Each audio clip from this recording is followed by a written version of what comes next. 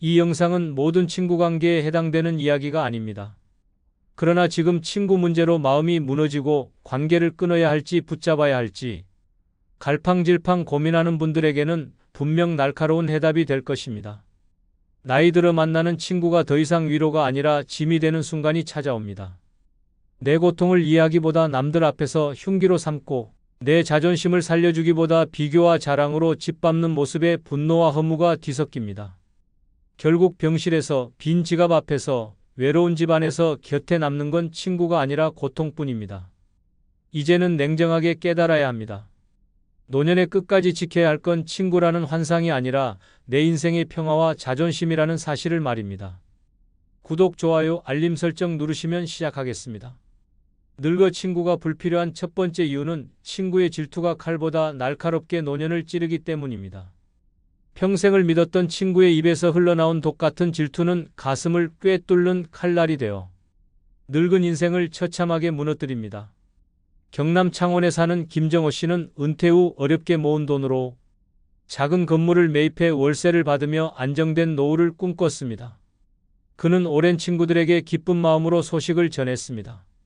그러나 돌아온 반응은 축하가 아닌 시기와 질투였습니다.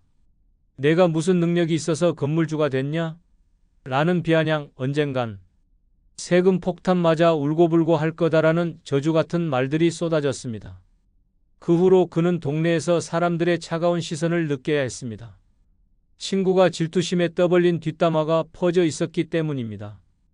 김 씨는 고개를 떨구며 말했습니다. 기쁨을 나눈다고 했던 게 내 발목을 잡았다. 친구의 질투가 결국 내 마음을 갈기갈기 찢었다. 기쁨이 칼날로 돌아온 그 순간 그는 노년의 우정이 얼마나 잔혹한 허상인지 깨달았습니다. 반대로 친구 없이 혼자 사는 길을 선택하며 질투의 칼날을 피한 사람도 있습니다. 강원도 홍천에 사는 박영자 씨는 남편과 사별한 뒤 친구들과의 교류를 줄였습니다. 모임에 나가면 빠지지 않는 건 자식과 돈에 대한 비교였습니다. 잘 사는 자식을 둔 친구는 우쭐대며 자랑했고 조금이라도 가진 것이 있는 이는 은근히 남을 깔보았습니다. 그녀는 그 속에서 자신이 점점 작아지고 있다는 사실을 절실히 느꼈습니다. 그래서 과감히 모든 모임을 끊었습니다. 대신 그녀는 작은 텃밭을 가꾸며 자신만의 시간을 보냈습니다.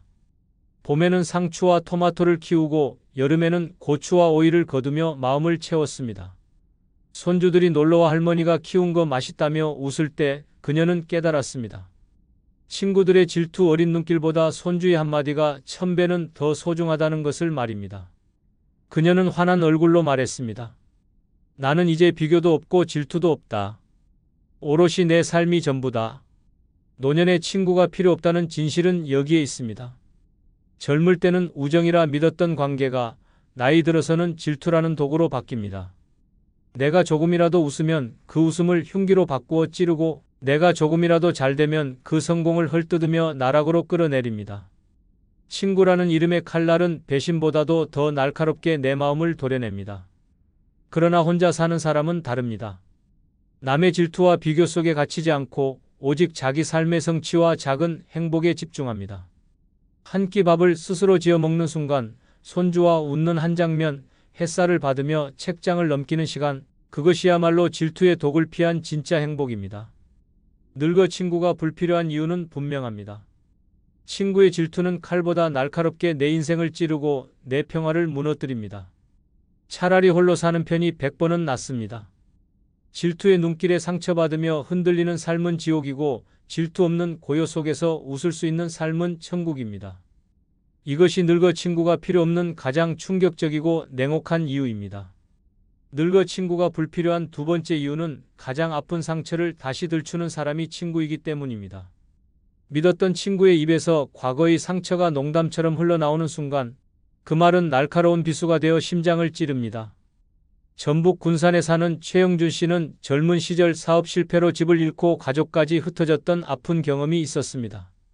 오랜 세월 묻어두고 겨우 다시 일어서려던 순간 술자리에서 친구가 웃으며 말했습니다. 야, 너 그때 집 날리고 노숙자처럼 떠돌던 얘기 다 알지? 그걸 잊으면 안 되지. 주변 사람들은 허탈하게 웃었지만 정작 그 말은 최 씨의 가슴을 도려내는 칼날이었습니다. 잊고 싶은 상처를 친구가 농담으로 꺼내 세상에 다시 드러낸 것입니다. 그날 이후 그는 모임에 나가지 않았습니다. 그는 한탄했습니다. 남은 모르는 상처를 가장 잘 아는 친구가 결국 그 상처를 제일 잔인하게 찔러댄다. 결국 그에게 친구란 위로가 아닌 고통의 재현이었고 우정은 도구로 변했습니다. 반대로 아예 친구와 거리를 두고 혼자 살아가며 그 상처를 스스로 감싸 안고 더 이상 건드리지 않은 사람도 있습니다. 경북 안동에 사는 김명자 씨는 젊은 시절 남편의 외도로 극심한 고통을 겪었습니다. 당시 몇몇 친구들은 그녀의 아픔을 위로하는 척했지만 시간이 흐른 뒤 모임에서 술김에 그 일을 다시 들추곤 했습니다. 그래도 내 남편 바람난 얘기는 아직도 잊을 수가 없지? 라는 말은 그녀의 자존심을 송두리째 무너뜨렸습니다. 그래서 그녀는 단호히 친구들과의 관계를 끊었습니다. 이후 그녀는 텃밭을 가꾸고 자신이 좋아하는 노래를 배우며 홀로 삶을 채웠습니다. 누구도 그녀의 과거를 들추지 않았고 아무도 그녀의 상처를 다시 헤집지 않았습니다. 오직 자신만의 치유와 행복으로 삶을 채운 결과 그녀는 환하게 웃으며 말했습니다. 친구들이 들춰내던 과거가 사라지니 비로소 지금의 내가 살아났다. 노년의 친구가 필요 없다는 진실은 바로 여기에 있습니다. 젊을 때는 친구가 위로라고 믿었지만 늙어서는 그들이 가장 잘 아는 내 상처를 가장 잔혹하게 후벼 팝니다. 내가 피눈물로 잊으려는 과거를 다시 꺼내 조롱처럼 던지고 내 마음속 가장 깊은 흉터를 웃음거리로 만듭니다. 하지만 혼자 사는 사람은 다릅니다. 아무도 내 상처를 건드리지 않고 오직 나만이 내 과거를 어떻게 다룰지 선택합니다. 그 침묵과 고요 속에서 진짜 평화가 찾아옵니다. 늙어 친구가 불필요한 이유는 분명합니다. 가장 아픈 상처를 들추고 다시 찌르는 존재가 다름 아닌 친구이기 때문입니다. 차라리 혼자 사는 편이 100번은 낫습니다. 과거의 흉터를 웃음거리로 삼으며 무너지는 삶은 지옥이고 아무도 그 상처를 들추지 않는 고요 속에서 살아가는 삶은 천국입니다. 이것이 늙어 친구가 필요 없는 가장 충격적이고 냉혹한 이유입니다. 늙어 친구가 불필요한 세 번째 이유는 뒤돌아서는 순간 흉보는 게 친구이기 때문입니다. 가장 가까운 자리에서 함께 웃던 사람이 내 등 뒤에서는 가장 잔인한 말로 나를 찌릅니다. 경기 용인에 사는 이만수 씨는 은퇴 후 친구들과 주기적으로 만나며 외로움을 달랬습니다. 모임 자리에서는 서로 안부를 묻고 건강을 챙기라며 웃음을 나눴습니다. 하지만 충격은 그가 우연히 다른 지인에게서 들은 말에서 터졌습니다. 내가 자리 비우자마자 내 아들 아직 취업도 못한다며 다들 한참 흉봤다더라. 순간 얼굴에 피가 가시고 숨이 막혔습니다. 친구라 믿었던 사람들이 내 아픔을 농담거리로 삼고 내 가정을 뒷담화의 술안주로 삼았던 것입니다. 다음 모임에 나갔을 때 친구들은 태연하게 웃으며 잘 지냈냐 묻고 있었지만 이 씨의 귀에는 칼날 같은 조롱의 메아리만 울렸습니다. 그는 절망적으로 말했습니다. 가장 따뜻하다 믿었던 자리가 사실은 내 뒷모습을 찢는 도살장이었다. 늙어서 친구가 주는 위로란 결국 겉모습뿐, 등 돌리는 순간 나를 갈기갈기 찢는 건 친구의 입이었습니다. 반대로 친구 관계를 과감히 끊고 홀로 살아가며 그 상처에서 벗어난 사람도 있습니다. 강원 평창에 사는 김영자 씨는 남편을 떠나보낸 뒤 외로움을 달래려 친구 모임에 나갔지만 늘 돌아올 때마다 마음이 무겁고 찜찜했습니다. 어느 날 우연히 그녀의 집안 이야기가 동네에 퍼져 있는 걸 알게 됐습니다. 친구들과의 자리에서 무심코 털어놓은 속 얘기가 그대로 흉이 되어 떠돌고 있었던 것입니다. 그날 이후 그녀는 모든 모임을 끊었습니다. 대신 매일 아침 산책을 하고 작은 텃밭을 가꾸며 오롯이 자신에게 집중했습니다. 친구가 없는 대신 뒷담화도 사라졌고 비교와 조롱 대신 고요한 평화가 찾아왔습니다. 어느 날 손주가 찾아와 할머니는 늘 마음이 편안해 보여 좋아라고 말했을 때 그녀는 눈물이 날 만큼 뿌듯했습니다. 그녀는 미소 지으며 말했습니다. 이제는 내 얘기를 내 입으로만 하고 그 누구의 흉이 되지 않으니 내 삶이 가벼워졌다. 노년의 친구가 필요 없다는 사실은 여기에 있습니다. 앞에서는 웃고 악수하면서도 뒤돌아서는 순간 흉을 보는 것이 바로 친구입니다. 젊을 때는 웃어넘길 수 있었던 말도 늙어서는 치명적인 상처가 됩니다. 친구와의 대화는 위로가 아니라 뒷담화로 변하고 나를 세워주기는커녕 무너뜨리는 칼날이 됩니다. 반대로 혼자 사는 사람은 다릅니다. 누구의 흉도 되지 않고 누구의 뒷담화에도 시달리지 않습니다. 내 말은 오직 나의 몫으로 남고 내 평화는 온전히 나의 소유가 됩니다. 늙어 친구가 불필요한 이유는 명확합니다. 그들의 웃음은 가면일 뿐 등 돌린 순간 내 삶을 헐뜯는 칼날로 변합니다. 뒷담화와 조롱 속에서 무너지는 삶은 지옥이고 홀로 고요하게 살아도 흉에 휘둘리지 않는 삶은 천국입니다. 결국 노년에 붙잡아야 할 건 친구의 거짓된 위로가 아니라 배신 없는 내 평화입니다. 이것이 늙어 친구가 필요 없는 가장 충격적이고 냉혹한 이유입니다. 늙어 친구가 불필요한 네 번째 이유는 내 실패를 자기 위안거리로 삼는 게 친구이기 때문입니다. 내가 피눈물 흘리며 무너지는 순간조차 친구는 내 고통을 발판 삼아 자기 우월감을 확인합니다. 충남 아산에 사는 이철수 씨는 은퇴 후 모은 돈으로 치킨 가게를 열었다가 불운이 겹쳐 1년도 못 버티고 문을 닫았습니다. 그는 깊은 상실감 속에 그래도 오랜 친구라면 이해해 줄 거라 생각하고 모임에 나갔습니다. 하지만 돌아온 건 위로가 아니라 잔혹한 조롱이었습니다. 그래도 나는 가게 꾸준히 하고 있다. 넌 원래 그런데 안 맞았어. 나는 다행히 아직 버틴다라는 말들이 웃음 섞여 흘러나왔습니다.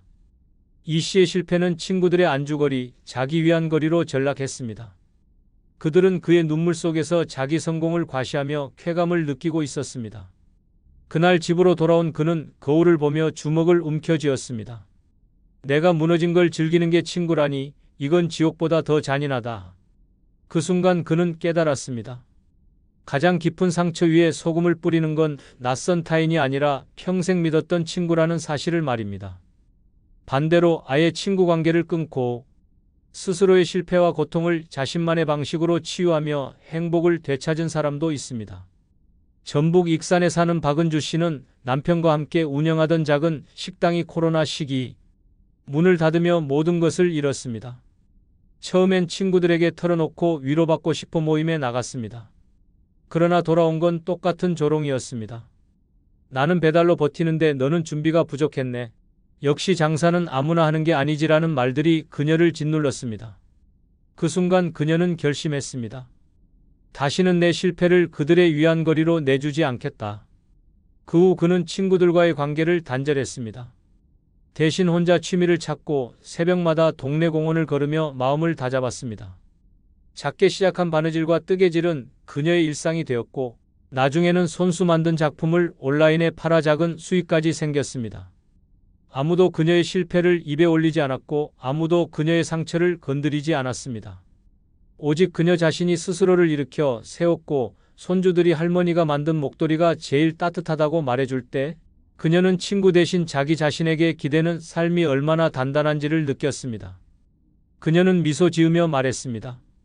내 실패를 웃음거리로 삼는 사람 대신 내 실패를 다시 시작의 밑거름으로 삼은 건 나 자신이었다. 노년의 친구가 필요 없다는 이유는 분명합니다. 내 실패를 가장 날카롭게 들추고 그것을 자기 위안거리로 삼는 건 언제나 친구입니다. 내가 쓰러진 순간 타인은 모를 수 있어도 친구는 가장 잘 알기에 가장 잔인하게 비틀어 웃습니다. 그러나 친구 없는 사람은 다릅니다. 실패를 오롯이 자신만의 몫으로 감당하며 타인의 시선에 휘둘리지 않고 다시 일어섭니다. 내 실패가 누군가의 자랑거리가 되지 않고 오직 내 성장의 디딤돌이 되는 것입니다. 늙어 친구가 불필요한 이유는 냉혹합니다. 내 눈물은 그들의 위안이 되고 내 무너짐은 그들의 웃음거리가 되기 때문입니다. 차라리 홀로 살아도 내 실패를 나만의 힘으로 끌어안는 삶이 100번은 낫습니다. 친구의 조롱 속에서 무너지는 노년은 지옥이고 나만의 힘으로 다시 일어서는 노년은 천국입니다. 이것이 늙어 친구가 필요 없는 가장 충격적이고 잔혹한 이유입니다. 늙어 친구가 불필요한 5번째 이유는 내 인생을 평가하는 재판관처럼 굴기 때문입니다. 가장 가깝게 웃던 친구가 내 삶의 법정을 열고 판결문을 읽어내릴 때 그 모욕과 수치심은 지옥의 심판보다 더 잔인합니다. 경기도 시흥에 사는 윤창호 씨는 은퇴 후 자식과 멀리 떨어져 혼자 살아가고 있었습니다. 어느 날 오랜 친구 모임에 나가 조심스레 요즘은 혼자 지내니 적적하다는 말을 꺼냈습니다. 그러나 돌아온 대답은 위로가 아니었습니다. 그래도 내가 자식 잘못 둔 거지. 우리 애들은 다들 잘 사는데 너는 왜 그러냐? 너 그렇게 살다간 병원비 때문에 다 무너질 거다라며 마치 판사처럼 인생 전체를 평가했습니다. 순간 얼굴이 화끈 달아오르고 숨이 막혔습니다. 위로를 기대한 마음은 산산조각 났고 친구라는 이름의 재판관은 그의 삶을 조롱해 법정에 세워버렸습니다. 윤 씨는 떨리는 목소리로 중얼거렸습니다. 가장 따뜻해야 할 자리에서 내 인생은 유죄 판결을 받았다. 친구의 혀끝은 칼보다 날카로웠고 웃음 뒤에 감춰진 그 심판은 노년의 자존심을 무자비하게 무너뜨렸습니다.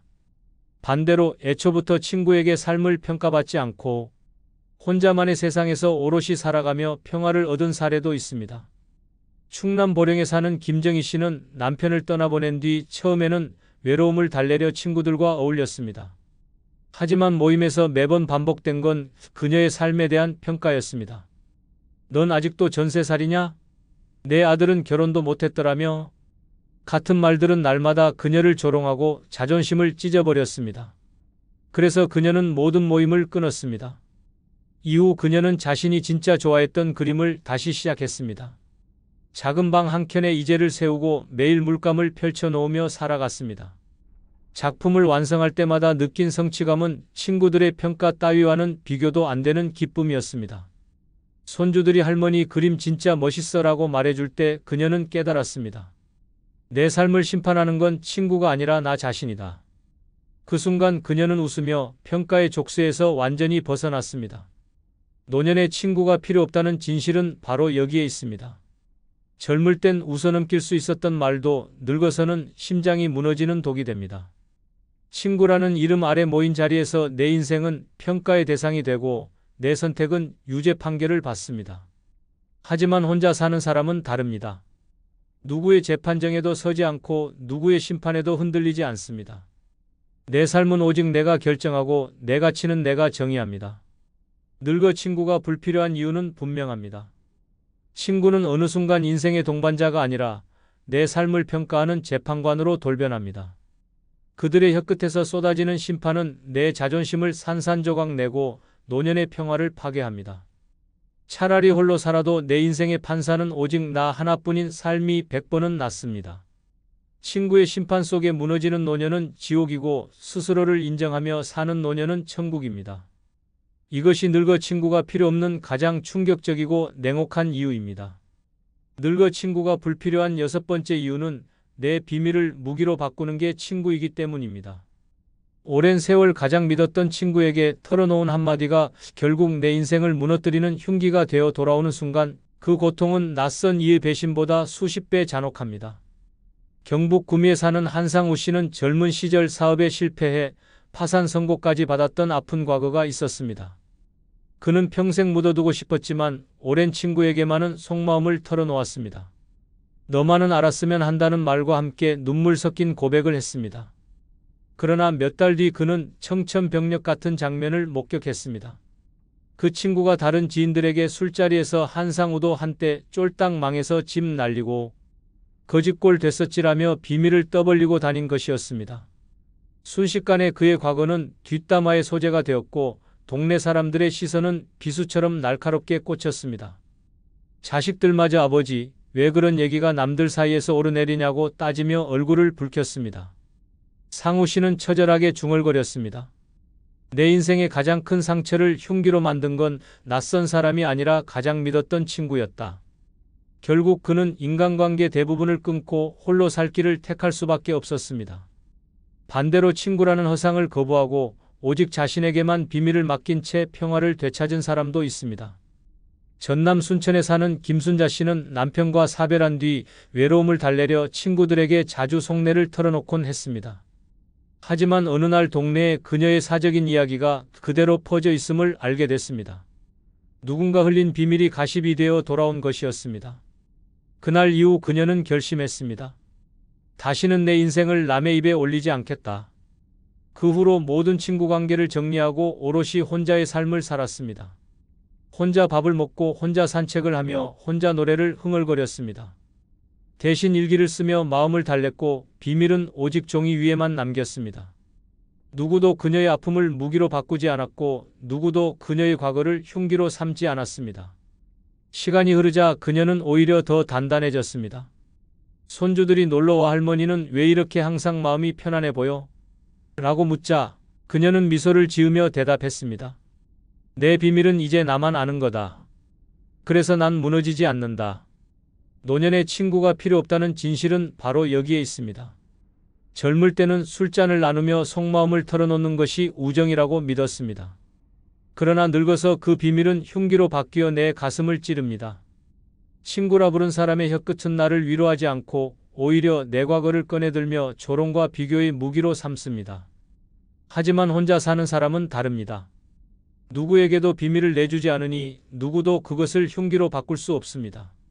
내 아픔은 나만 알고 내 과거는 나만 품으니 삶은 조용히 그러나 단단하게 빛납니다.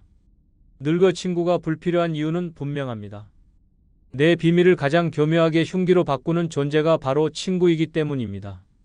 차라리 고요 속에 혼자 살아도 배신 없는 평화가 100번은 낫습니다. 비밀이 흉기로 바뀌어 무너지는 삶은 지옥이고 비밀이 온전히 내 안에만 머무는 삶은 천국입니다. 이것이 늙어 친구가 필요 없는 가장 충격적이고 냉혹한 이유입니다. 늙어 남 눈치 보며 사는 건 결국 스스로를 서서히 목 졸라 죽이는 일과 같습니다. 자식에게 다 퍼주고 친구에게 끌려다니며 체면과 예의에 묶여 살다 보면 마지막엔 빈손으로 버려진 채 고요한 방 안에 홀로 남습니다. 남의 눈빛 하나에 웃고 울던 인생이 결국 내 인생을 갈갈이 찢어버린 칼이 됩니다. 늙음은 잔혹합니다.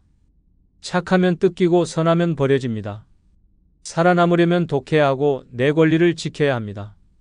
오늘 영상 끝까지 보셔야 당신이 무너지지 않고 살아남는 방법을 알 수 있습니다.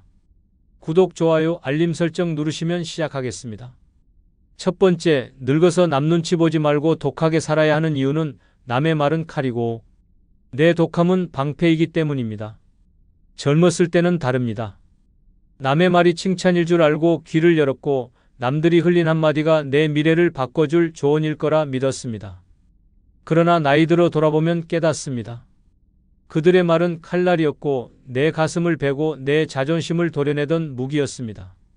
남의 시선과 남의 말에 매달려 살던 사람은 결국 온몸이 상처투성이가 되어 늙어갑니다. 반대로 독하게 살아남은 자는 남의 칼날을 두려워하지 않았습니다. 독함이 방패가 되어 끝내 살아남은 겁니다. 서울에 사는 한 노인은 평생 남의 말에 휘둘렸습니다. 친척들이 자식한테 집 한 채는 해줘야지라고 말하자 가진 돈 다 털어 집을 내줬습니다. 이웃이 남자가 체면이 있지 허름하게 살면 되겠냐라는 말에 대출을 내어 허세를 부렸습니다. 친구가 너는 왜 그렇게 인색하냐라는 말에 빚까지 져서 밥값을 냈습니다. 그는 그 말들이 다 옳은 줄 알았습니다. 그러나 남은 건 산더미 같은 빚과 무너진 몸뿐이었습니다. 말로 시작된 칼날이 그의 삶을 도려낸 겁니다. 남들이 흘린 몇 마디가 그를 평생의 노예로 만들었습니다. 결국 병실 침대 위에 누워 홀로 숨을 거둘 때 그를 기억하는 이는 단 한 명도 없었습니다.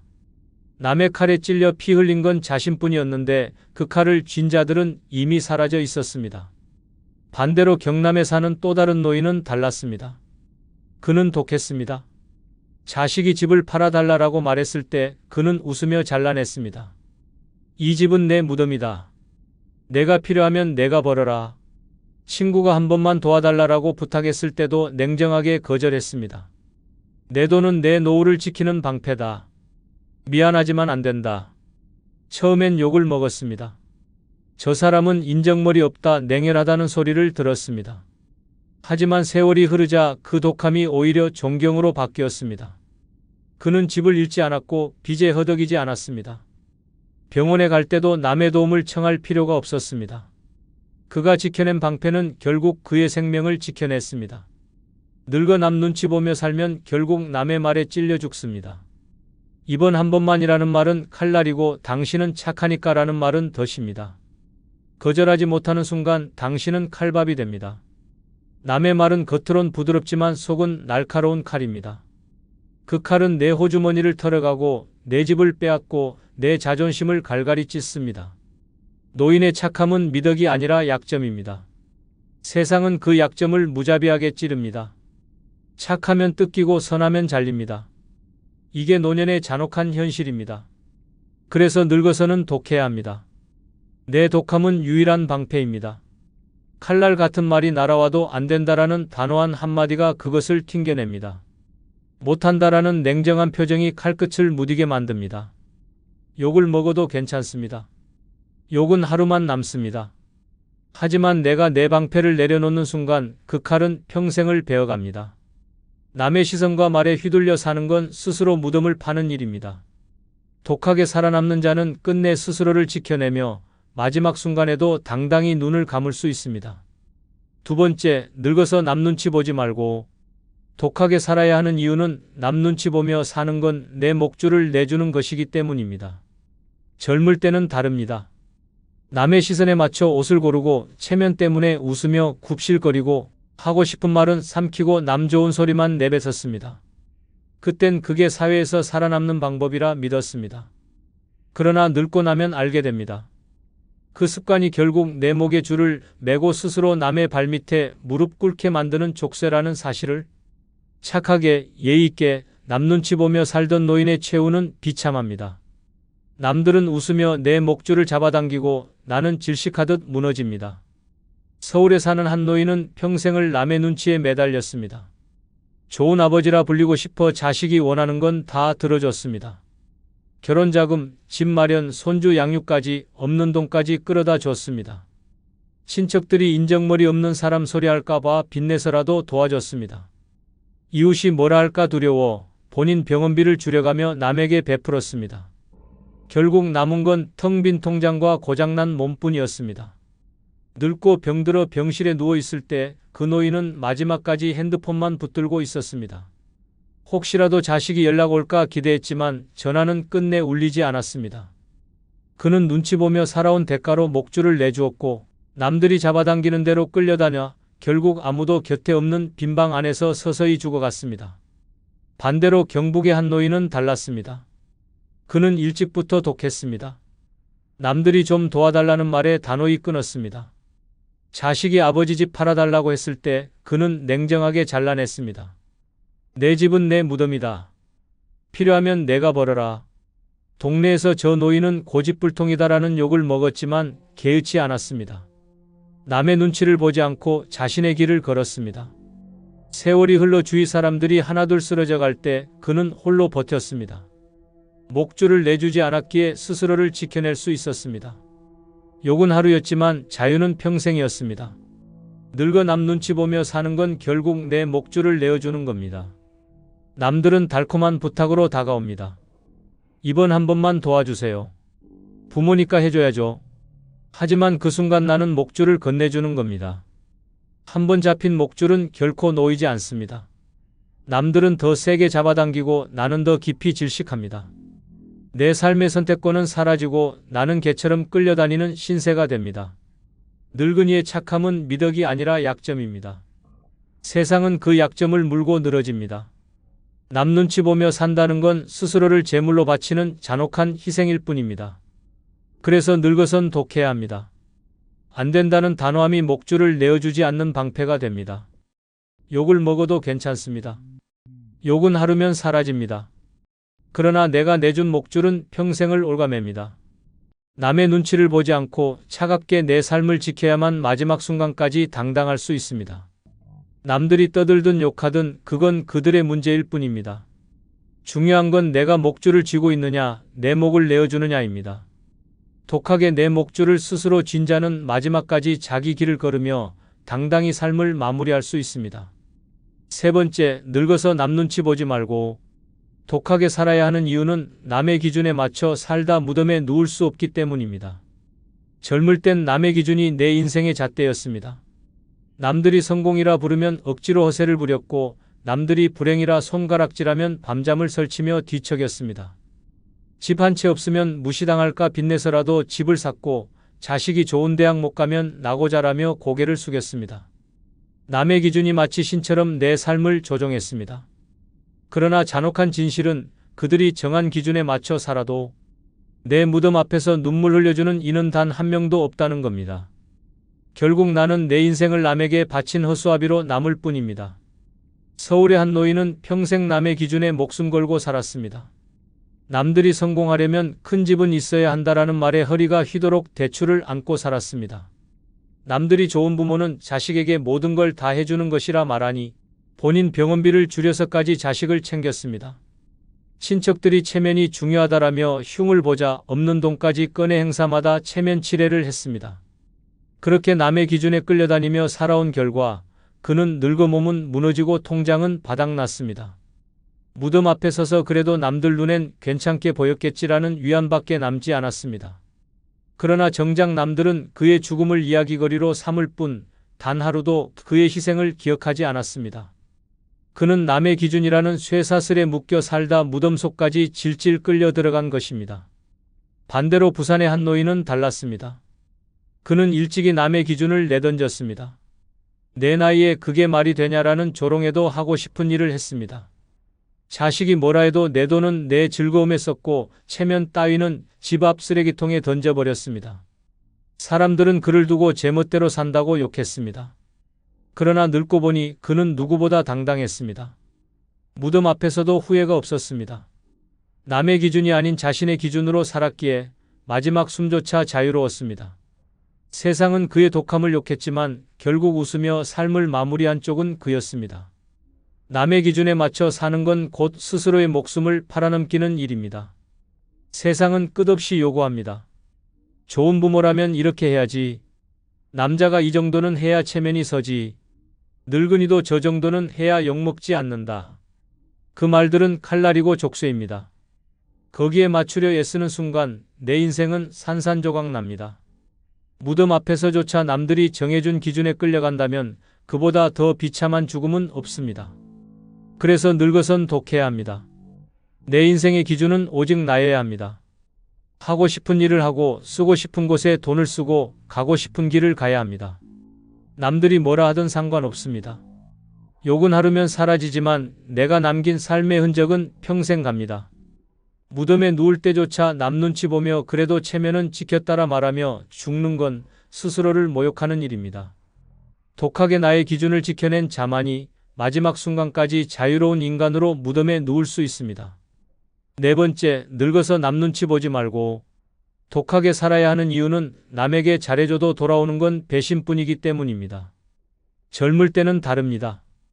베풀면 돌아온다고 믿었고 착하게 살면 언젠가 보상받을 거라 생각했습니다. 하지만 세월이 흐르고 늙어보니 그 믿음은 잔혹한 환상이었습니다. 내가 남에게 쏟아부은 선의와 희생은 아무 흔적도 없이 사라졌습니다. 잘해준 만큼 되돌아오는 건 고마움이 아니라 배신이었고 결국 남은 건 이용당한 기억과 찢겨진 마음뿐이었습니다. 서울에 사는 한 노인은 평생 남을 위해 살았습니다. 자식이 원하면 학비를 대주고 결혼할 때는 빚까지 내서 집을 마련해줬습니다. 친척들이 어려움을 호소하면 본인 병원비를 줄여가며 도왔습니다. 친구가 힘들다 하면 한밤중에도 달려갔습니다. 그는 늘 내가 잘해주면 언젠가 돌아오겠지라 믿었습니다. 그러나 늙어 몸이 병들고 도움이 필요할 때 자식은 이제는 우리도 힘들다라는 말만 남기고 떠났습니다. 친척들은 연락을 끊었고 친구들은 외면했습니다. 그는 병실 침대에 홀로 누워 눈물만 흘렸습니다. 잘해준 기억은 모두 사라지고 되돌아온 건 잔혹한 배신뿐이었습니다. 반대로 부산에 사는 한 노인은 달랐습니다. 그는 일찍이 깨달았습니다. 남에게 잘해주면 그들은 당연한 줄 안다. 그래서 그는 철저히 독했습니다. 자식이 집을 달라 해도 단호히 거절했고 친구가 돈을 빌려달라 해도 냉정하게 끊었습니다. 남들은 그를 욕했습니다. 냉정하다, 독하다, 인정머리 없다. 하지만 세월이 지나고 보니 그는 살아남았습니다. 자식에게도 무시당하지 않았고 친구에게도 이용당하지 않았습니다. 그의 독함은 방패가 되었고 그 방패가 마지막까지 그를 지켜냈습니다. 욕은 하루였지만 자유는 평생이었습니다. 늙어 남에게 잘해주며 산다는 건 곧 내 인생을 내어주는 겁니다. 그들은 고마워하지 않습니다. 오히려 더 큰 요구를 들이밉니다. 부모니까 당연히 해줘야지. 친구라면 이 정도는 도와야지. 그렇게 시작된 선의는 끝내 내 목을 조르는 올가미가 됩니다. 잘해줄수록 그들의 칼날은 날카로워지고 결국 내 등을 찔러 파멸로 몰아갑니다. 노인의 선함은 미덕이 아닙니다. 세상은 그 착함을 물고 뜯어먹는 먹잇감으로 여깁니다. 그래서 늙어선 독해야 합니다. 거절할 땐 차갑게, 끊을 땐 잔혹하게 끊어야 합니다. 욕을 먹어도 괜찮습니다. 욕은 하루만 남습니다. 그러나 배신은 평생을 찌릅니다. 독하게 나를 지켜내야만 마지막 순간까지 무너지지 않습니다. 남에게 잘해줘도 돌아오는 건 고마움이 아니라 배신이라는 잔혹한 진실을 잊지 말아야 합니다. 늙어서 남 눈치 보지 말고 독하게 살아야 하는 이유는 분명합니다. 남에게 잘해줘도 돌아오는 건 배신뿐이기 때문입니다. 그 배신 앞에서 무너질 것인가 아니면 독함으로 내 삶을 지켜낼 것인가는 오직 내 선택입니다. 늙은 인생을 잔혹한 배신으로 끝내고 싶지 않다면 지금 당장 독하게 변해야 합니다. 그래야만 마지막 숨을 내쉴 때 적어도 나는 나를 지켰다라고 말할 수 있습니다. 5번째, 늙어서 남 눈치 보지 말고 독하게 살아야 하는 이유는 남 눈치 보며 양보하다. 내 권리 다 잃기 때문입니다. 젊을 때는 남에게 양보하면 착하다는 소리를 듣고 체면을 세운 것 같아 스스로를 위로했습니다. 하지만 늙어 돌아보면 그 양보가 내 권리를 송두리째 뜯어가는 칼날이었다는 걸 깨닫습니다. 남을 위해 한 발 물러설 때마다 내 몫의 땅이 잘려나가고 내 자리 하나가 사라지며 결국 마지막엔 내 인생 전체가 빼앗깁니다. 양보는 미덕이 아니라 스스로의 권리를 내던지는 자해의 행위였고 늙은 순간 그 대가는 피눈물로 돌아옵니다. 서울에 사는 한 노인은 평생 양보하며 살았습니다. 자식에게 좋은 집을 물려주겠다며 본인 노후 자금을 다 내줬습니다. 친척들이 형님 이번에 좀 도와주셔야죠 라며 다가올 때마다 체면 때문에 한 번도 거절하지 않았습니다. 심지어 병원 대기실에서도 남들에게 자리를 양보하며 나보다 젊으니 앉으라 했습니다. 그는 착한 사람, 좋은 아버지, 좋은 이웃이라는 소리를 들었습니다. 그러나 남은 건 무엇입니까? 병든 몸을 부여잡고도 병원비조차 없어 치료를 포기했고 자식은 이제는 우리도 힘들다며 등을 돌렸습니다. 결국 그는 집 한 칸 없이 요양병원 구석방에 홀로 버려졌습니다. 양보로 가득 채운 인생은 결국 자기 권리를 다 빼앗긴 채 초라하게 끝났습니다. 남들이 부르던 좋은 사람이라는 말은 무덤 앞에서 단 하루도 그를 지켜주지 않았습니다. 반대로 부산에 사는 또 다른 노인은 달랐습니다. 그는 남 눈치 보지 않고 철저히 자기 권리를 지켰습니다. 자식이 집 팔아 우리에게 나눠달라고 요구했을 때 그는 차갑게 끊었습니다. 이 집은 내 무덤이다. 내가 필요하면 내가 벌어라. 동네에서 인정머리 없다는 욕을 먹었지만 그는 전혀 신경 쓰지 않았습니다. 병원에서도 자기 순서가 오면 당당히 치료를 받았고 재산도 단 한 푼 내주지 않았습니다. 사람들은 욕했지만 그는 여전히 자기 권리를 지킨 채 자유롭게 살았습니다. 남들이 다 떠난 뒤에도 그는 스스로를 지탱하며 무너지지 않았습니다. 그 독함이 그를 살린 방패였던 겁니다. 늙어 남 눈치 보며 양보한다는 건 결국 목줄을 내어주는 일입니다. 그들은 절대 고마워하지 않습니다. 오히려 더 큰 요구를 들이밉니다. 부모니까 당연히 해줘야지. 형님, 이번엔 꼭 도와주셔야지. 그렇게 양보하다 보면 어느새 내 권리는 사라지고 나는 이용당한 껍데기만 남습니다. 내 집도, 내 돈도, 내 자리도, 내 자존심까지 다 잃게 됩니다.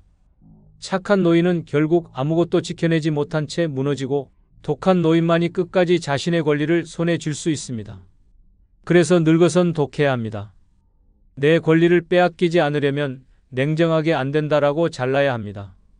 욕을 먹어도 괜찮습니다. 욕은 하루만 남습니다. 하지만 양보는 평생의 권리를 빼앗아갑니다. 늙은 인생의 마지막에 내가 설 자리를 지키고 싶다면 이제라도 독하게 변해야 합니다. 독하게 내 권리를 지킨 자는 마지막 순간까지 당당히 자기 몫을 지켜내며 무덤에 누울 수 있습니다. 6번째, 늙어서 남 눈치 보지 말고 독하게 살아야 하는 이유는 남 따라 돈 쓰다 결국 빈털터리로 끝나기 때문입니다. 젊을 때는 달랐습니다. 체면 때문에, 비교 때문에 남들 눈에 초라해 보이기 싫어서 없는 돈까지 쥐어짜냈습니다. 친구가 해외여행 간다 하면 카드 빚을 내서라도 따라갔고 친척 모임에서 눈치 보이며 값비싼 선물을 건넸습니다. 자식 결혼식에서는 남들에게 욕먹지 않으려고 빚까지 지며 호화스럽게 치렀습니다. 그땐 잘 살았다고 인심 썼다고 남들이 박수 쳐줄 줄 알았습니다. 그러나 세월이 흘러 노년이 되니 남들은 나를 기억조차 하지 않았습니다. 남 따라 돈 쓰던 그 습관 하나가 내 노후를 완전히 거덜냈고 결국 남은 건 텅 빈 통장과 서늘한 방바닥뿐이었습니다. 서울에 사는 한 노인은 평생을 남의 기준에 맞춰 돈을 쓰며 살았습니다. 회사에서 잘 나가는 동료들이 고급 외제차를 타자 그도 빚을 내서 차를 바꿨습니다. 아이들 학원비 경쟁에서 밀리지 않으려고 적금을 깨고 결혼식은 호텔에서 해야 체면이 산다며 집을 담보로 대출까지 받았습니다. 그는 늘 내가 남보다 뒤처지면 안 된다라는 강박에 시달렸습니다. 하지만 은퇴 후 수입이 끊기자 지옥이 시작됐습니다. 대출이자와 생활비가 목을 죄었고 자식은 외면했습니다. 결국 노인은 집을 팔아 전세로 밀려났고 나중에는 전세조차 감당하지 못해 월세방으로 내몰렸습니다. 한때 잘 나갔다던 사람의 말로가 남 따라 돈 쓰다 빈털터리로 전락한 초라한 인생이었던 것입니다. 반대로 부산에 사는 또 다른 노인은 달랐습니다. 그는 일찌감치 결심했습니다. 남이 뭐라 하든 내 돈은 내 노후를 위해 쓰겠다. 친구들이 외제차를 사도 그는 낡은 차를 고쳐 타며 돈을 아꼈고 친척 모임에서도 허세 부리지 않고 있는 그대로 내놓았습니다. 자식 결혼식조차 소박하게 치렀습니다. 남들은 욕했습니다. 인색하다, 쪼잔하다. 하지만 세월이 지나고 보니 그가 웃었습니다. 연금과 저축으로 안정된 생활을 이어갔고 늙어서도 스스로 병원비와 생활비를 감당했습니다. 그는 독하게 자기 돈을 지켰기에 남들처럼 빈털터리로 무너지지 않았습니다. 욕은 잠깐이었지만 평생의 여유는 그의 몫이었습니다. 남 따라 돈 쓰며 남의 눈치를 본다는 건 결국 내 권리를 내어주는 겁니다. 사람들은 고마워하지 않습니다. 오히려 더 큰 비교와 압박으로 나를 짓밟습니다. 남들 다 하는데 너는 왜 못하냐라는 말에 휘둘리는 순간 나는 내 인생을 팔아넘기는 꼴이 됩니다. 그렇게 남 따라 돈 쓰다 보면 정작 늙어 병원에 누울 때 내 주머니엔 한 푼도 남아있지 않습니다. 노인의 빈털터리는 하루아침에 오는 게 아닙니다. 젊어부터 남 따라 돈 쓰며 쌓아온 잘못된 습관이 결국 목을 죄는 올가미가 되는 겁니다. 그래서 늙어선 독해야 합니다. 돈은 내 생명줄입니다. 남들이 뭐라 해도 내 돈은 내 노후를 위해 지켜야 합니다. 욕을 먹어도 괜찮습니다. 욕은 하루지만 빈털터리는 평생입니다. 결국 남은 인생을 지옥으로 끌어내리는 건 남의 눈치를 보며 흘려버린 돈입니다. 지금 당장 독하게 내 돈을 지켜야 합니다. 남이 뭐라 하든 내 길은 내가 가는 겁니다. 그래야만 마지막 순간에도 당당히 나는 내 인생을 팔지 않았다라며 눈을 감을 수 있습니다. 여러분, 앞으로의 인생은 누가 뭐라 해도 내 마음 편한 대로 살아야 합니다. 이제는 자식도 친구도 세상도 내 삶을 대신 살아주지 않습니다. 내가 아프면 내가 버텨야 하고 내가 외로우면 내가 견뎌야 합니다. 그렇게 남 눈치 보며 사는 건 결국 나만 괴롭히는 일입니다. 하고 싶은 건 하며 쓰고 싶은 곳에 쓰고 만나고 싶은 사람만 만나야 합니다. 그렇게 나답게 살아갈 때 비로소 마지막 순간까지 후회 없는 삶을 만들 수 있습니다. 노년의 외로움이 무서워 아무나 곁에 두다가는 그 순간부터 인생은 서서히 무너집니다. 마크 트웨이는 친구를 고를 때는 천천히, 바꿀 때는 더 천천히 하라는 말을 남겼습니다. 하지만 우리는 정에 끌려 잘못된 인연을 놓지 못하고 결국 그 독이 내 삶을 파고듭니다. 겉으로는 웃으며 다가오지만 뒤에서는 내 지갑을 노리고 내 자존심을 조롱하며 내 약점을 파헤치는 사람들이 있습니다. 공자는 군자는 의로 사귀고 소인은 이로 사귄다고 했습니다. 늙어 곁에 두는 친구가 어떤 부류인지에 따라 남은 삶은 천국이 되기도 하고 지옥이 되기도 합니다. 지금 이 영상을 끝까지 보셔야 합니다. 당신 옆에 있는 그 사람이 바로 절대 곁에 두면 안 되는 친구일 수 있기 때문입니다. 구독, 좋아요, 알림 설정 누르시면 시작하겠습니다. 노년에 절대 곁에 두면 안 되는 첫 번째 친구는 남에게 함부로 말하거나 대하는 사람입니다. 서울 구로구에 사는 71세 김정희 씨는 그 쓰라린 교훈을 온몸으로 겪었습니다. 평생 함께해온 친구와 동네 모임에 나간 어느 날이었습니다. 분위기가 무르익고 술이 몇 잔 오가자 친구는 농담이라며 김 씨의 가장 아픈 가정사를 대놓고 떠벌리기 시작했습니다. 자식 문제로 수년간 마음고생을 했던 사실이 모두 앞에서 웃음거리로 전락했고 그날 이후 김 씨는 모임에 다시 발길을 옮기지 못했습니다. 평생을 믿었던 친구가 단 몇 마디 말로 그의 자존심을 난도질한 순간이었습니다. 김 씨는 말했습니다. 돈을 잃으면 다시 벌면 되지만 한번 무너진 마음은 다시 못 세운다. 결국 그는 깨달았습니다. 늙어 곁에 두어야 할 사람은 나를 웃게 하는 사람이 아니라 내 상처를 감싸줄 줄 아는 사람이라는 사실을 말입니다. 노인이 되면 몸보다 마음이 더 약해집니다. 작은 말 한마디에도 쉽게 흔들리고 농담조차 독처럼 스며듭니다. 젊을 때는 대수롭지 않게 넘겼던 말도 노년에는 존재 자체를 부정당하는 칼날이 되어 꽂힙니다. 그 칼날은 눈에 보이지 않지만 피보다 더 깊은 흉터를 남깁니다. 혀는 뼈가 없지만 뼈를 부러뜨릴 수 있다는 말처럼 무심코 내뱉는 말은 노인의 존엄을 무너뜨리는 가장 무서운 무기가 됩니다. 남에게 함부로 말하는 친구를 곁에 두면 혼자 있는 것보다 더 고통스러운 노후를 맞이하게 됩니다. 노자는 선한 말은 꽃 같고 거친 말은 칼과 같다고 했습니다. 꽃 같은 말은 늙은 마음을 위로하고 지친 삶의 향기를 불어넣습니다. 하지만 칼 같은 말은 단숨에 사람의 가슴을 베어내고 수십 년 쌓아온 인연을 한순간에 끊어버립니다. 늙을수록 말의 무게는 더욱 치명적입니다. 한 번 잘못 뱉은 말은 사과로도 지워지지 않고 그 상처는 마음속에서 끝내 아물지 못합니다. 문제는 노년의 인간관계가 좁다는 데 있습니다. 새로운 친구를 사귀기 힘들고 오래된 인연 몇 명에 의존하며 살아가야 합니다. 그런 상황에서 무례하고 거친 말을 일삼는 사람을 곁에 두는 건 매일 독을 삼키는 것과 다르지 않습니다. 김정희 씨가 겪은 것처럼 평생 믿었던 친구조차 무너질 수 있습니다. 남에게 함부로 말하거나 대하는 사람은 내 인생의 빈틈을 찌르고 노년의 하루하루를 지옥으로 만듭니다. 따뜻한 말 한마디는 수십 년의 외로움을 덜어주지만 함부로 내뱉은 말 한마디는 남은 인생 전체를 무너뜨릴 수 있습니다. 노후의 평온함을 지키고 싶다면 무례한 친구와는 반드시 거리를 두어야 합니다. 내 마음을 존중하고 지켜주는 사람만 곁에 두는 것, 그것이 늙어서 살아남는 유일한 방법입니다. 노년에 절대 곁에 두면 안 되는 두 번째 친구는 밥값을 늘 내게 떠넘기는 사람입니다. 부산에 사는 74세 최성자 씨는 10여 년 가까이 친구들과 주기적으로 모임을 가져왔습니다. 문제는 매번 똑같이 반복되는 식사 자리였습니다. 밥을 먹고 나면 누군가는 슬그머니 계산대 쪽으로 몸을 피하고 또 누군가는 이번엔 내가 먼저 해, 다음에 내가 내게라며 자연스럽게 외면했습니다. 결국 늘 지갑을 여는 건 최 씨였습니다. 처음엔 우정이라 생각하고 웃으며 계산했지만 세월이 쌓일수록 모임은 즐거움이 아니라 짐이 되었고 남은 건 씁쓸함 뿐이었습니다. 그녀는 어느 날 말했습니다. 친구들이 내 돈을 갉아먹는 게 아니라 내 마음을 갉아먹고 있구나. 노후의 경제는 누구에게나 팍팍합니다. 연금으로 근근히 생활하는 상황에서 몇만 원, 몇십만 원은 결코 가벼운 돈이 아닙니다. 그러나 일부 친구들은 그 무게를 모른 척하며 늘 남의 호의를 당연하게 받아먹습니다. 이런 친구는 단순히 공짜 밥을 먹는 것이 아니라 당신의 노후를 조금씩 침식시키는 기생충과도 같습니다. 밥값을 떠넘기는 행동은 돈만의 문제가 아닙니다. 상대를 우습게 보고 나의 수고를 무시하며 관계를 철저히 이용하려는 태도에서 비롯됩니다. 공자는 작은 일에 성실하지 못한 자가 큰 일에 성실할 수 없다고 했습니다.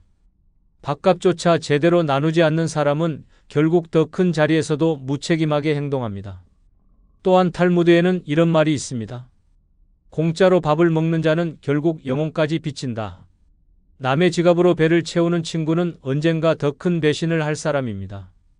밥상머리에서 드러나는 태도가 그 사람의 인생을 고스란히 보여주는 것입니다. 나이 들어 곁에 둬야 할 사람은 함께 웃고 함께 짐을 나눠드는 사람이지 내 주머니를 도둑질하는 사람이 아닙니다. 매번 내가 계산하는 모임이라면 그건 친구가 아니라 도둑대와 다름없습니다. 밥값을 떠넘기는 친구는 나를 친구가 아닌 지갑으로 보는 사람입니다. 웃으며 밥을 먹는 순간에도 그들의 눈은 음식이 아니라 내 지갑을 향해 있습니다. 최성자 씨는 결국 결단을 내렸습니다. 더 이상 그런 모임에 나가지 않겠다고 말입니다. 처음엔 외로움이 두려웠지만 시간이 지나자 마음이 한결 가벼워졌습니다. 억울하게 돈을 쓰지 않아도 된다는 안도감, 나를 이용하지 않는 사람들과 새로 만나는 기쁨이 찾아왔습니다. 그는 깨달았습니다. 밥값은 돈의 문제가 아니라 존중의 문제다. 노년의 삶은 이미 한정된 시간과 돈 위에 서 있습니다. 그 귀한 순간을 갉아먹는 기생 같은 친구를 곁에 둘 이유가 없습니다. 내 노후를 망치지 않으려면 밥값을 떠넘기는 친구와는 반드시 손을 끊어야 합니다. 그것이 나를 지키는 최소한의 선택입니다. 노년의 절대 곁에 두면 안 되는 세 번째 친구는 나를 깎아내리거나 폄하하는 사람입니다. 경기도 성남에 사는 72세 박영희 씨는 40년 지기라 믿었던 친구에게 가장 깊은 상처를 받았습니다. 오랜만에 동창 모임에 나갔던 날, 그 친구는 대화 내내 박 씨의 삶을 비웃듯 말했습니다. 넌 평생 뭐 해놓은 게 있냐? 애들도 그다지 잘된 것 같지도 않네. 웃으며 던진 그 말 한마디가 박 씨의 가슴을 송곳처럼 찔렀습니다.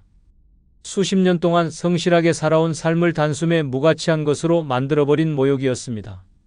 집으로 돌아오는 길, 박 씨는 눈물이 멈추지 않았습니다. 그날 이후 그는 깨달았습니다.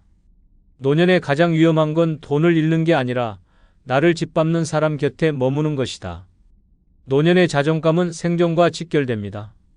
몸은 약해지고 사회적 역할은 줄어들며 남은 건 스스로에 대한 믿음뿐입니다. 그런데 그 믿음을 무너뜨리는 가장 잔인한 칼날은 다름 아닌 가까운 친구의 입에서 나오는 말입니다.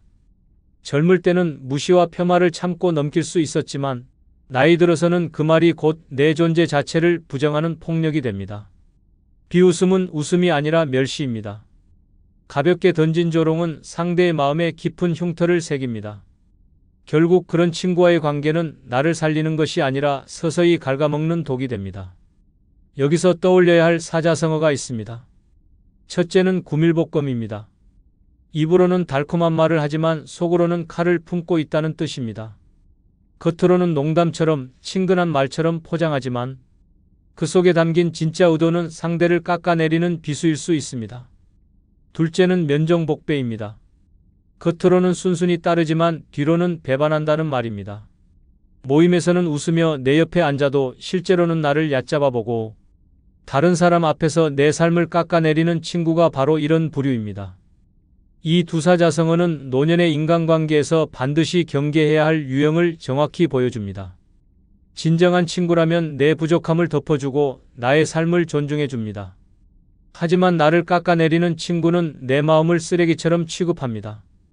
그들의 말은 넌 별거 아니다라는 독성 메시지를 반복 주입하며 내 정신을 무너뜨립니다. 노년의 삶에서 이런 사람을 곁에 두는 건 스스로 목을 조르는 것과 다르지 않습니다. 박영희 씨는 결국 그 친구와의 관계를 정리했습니다. 처음엔 외로움이 두려웠지만 시간이 지나자 마음이 한결 가벼워졌습니다. 더 이상 비교당하지 않고 더 이상 무시당하지 않는 삶은 자유였습니다. 그는 말했습니다. 이제야 알겠다. 나를 존중하지 않는 사람은 친구가 아니라 적이다. 노후를 지키는 가장 강력한 무기는 돈도 건강도 아닙니다. 바로 나 자신을 존중하는 태도입니다. 나를 깎아내리는 친구와 거리를 두는 순간 비로소 내 삶은 무게를 되찾고 남은 인생은 존엄을 지킬 수 있습니다. 노년의 절대 곁에 두면 안 되는 네 번째 친구는 부탁할 때만 전화하는 사람입니다. 대구에 사는 73세 윤정자 씨는 십수년 동안 알고 지낸 친구에게 번번이 이용당했습니다. 그 친구는 늘 전화를 걸 때마다 시작이 똑같았습니다. 혹시 이번에 보증 좀 서줄 수 있니? 내일 병원 좀 데려다 줄 수 있을까? 급히 돈이 필요한데 다음 달에 갚을게. 반가운 인사 한마디도 없이 입을 열자마자 요구만 늘어놓았습니다. 윤 씨는 처음엔 정으로 생각하고 도왔지만 몇 년이 지나도 감사의 말은커녕 그 친구는 단 한 번도 윤 씨의 안부 전화를 한 적이 없었습니다. 어느 날 윤 씨가 병원에 입원했을 때조차 그 친구는 모른 척했고 오직 자기 필요할 때만 전화를 걸어왔습니다. 그 순간 윤 씨는 가슴 깊이 깨달았습니다. 이건 친구가 아니라 나를 소모품으로 쓰는 착취자구나. 나이 들어 인간관계는 좁아지고 남는 시간은 많아집니다. 그래서 전화를 받으면 반갑고 누군가 자신을 찾는다는 사실만으로 마음이 설레곤 합니다. 그러나 부탁할 때만 연락하는 사람은 그 심리를 교묘히 파고듭니다. 마치 관심을 주는 척 다가오지만 사실은 당신을 이용하는 계산된 손길일 뿐입니다. 그들의 목소리는 따뜻한 듯하지만 속은 차갑고 이기적입니다. 그 순간의 기쁨은 금세 피로와 허탈로 바뀌고 결국 남는 건 나는 그 사람에게 이용만 당하는 존재구나라는 깊은 상실감뿐입니다. 아리스토텔레스는 우정은 두 몸에 깃든 하나의 영혼이다라고 말했습니다. 그러나 부탁할 때만 전화하는 사람은 그 영혼을 함께 나누는 것이 아니라 한쪽의 영혼만 빨아먹는 흡혈귀 같은 존재입니다. 또 링컨은 당신의 진정한 친구는 어려울 때 곁에 있는 사람이 아니라 아무 이유 없이 곁에 있어주는 사람이다라고 했습니다. 이 말처럼 이유 없이 전화를 걸어 안부를 묻고 아무 목적 없이 시간을 내주는 것이 진짜 우정입니다. 부탁이 있어야만 연락하는 사람은 결코 친구라 할 수 없습니다. 노년의 삶에서 가장 치명적인 독은 외로움에 기댄 착취입니다. 부탁만 하는 친구는 내 마음의 빈틈을 악랄하게 파고듭니다. 고마움 없는 요구가 반복될수록 내 자존감은 무너지고 내 인생은 점점 그들의 그림자에 짓밟힙니다. 윤정자 씨처럼 결국 병상에서도 외면당하는 순간 그 관계가 얼마나 공허했는지 알게 됩니다. 늙어 곁에 두어야 할 친구는 내 도움이 필요할 때만 연락하는 사람이 아니라 나의 하루가 궁금해서 내 목소리가 듣고 싶어서 전화를 거는 사람입니다. 부탁만 늘어놓는 친구와의 인연은 단호히 끊어야 합니다. 그것이 내 남은 인생을 지키는 최소한의 용기입니다. 노년에 절대 곁에 두면 안 되는 5번째 친구는 빌려간 돈 갚지 않는 사람입니다. 인천에 사는 75세 장명숙 씨는 평생 알고 지낸 친구에게 수백만 원을 빌려주고 피눈물을 흘렸습니다. 그 친구는 갑작스럽게 생활이 어렵다며 무릎까지 꿇고 빌려달라 했습니다. 한두 달 안에 꼭 갚겠다는 말에 믿음을 줬고 장 씨는 자신의 노후 자금 일부를 건넸습니다. 그러나 돈을 받아간 순간부터 그 친구의 태도는 돌변했습니다. 전화를 걸면 받지 않았고 만나자고 하면 바쁘다며 피했습니다. 결국 몇 년이 지나도 돈은 돌아오지 않았고 남은 건 씻을 수 없는 배신감뿐이었습니다. 장 씨는 말했습니다.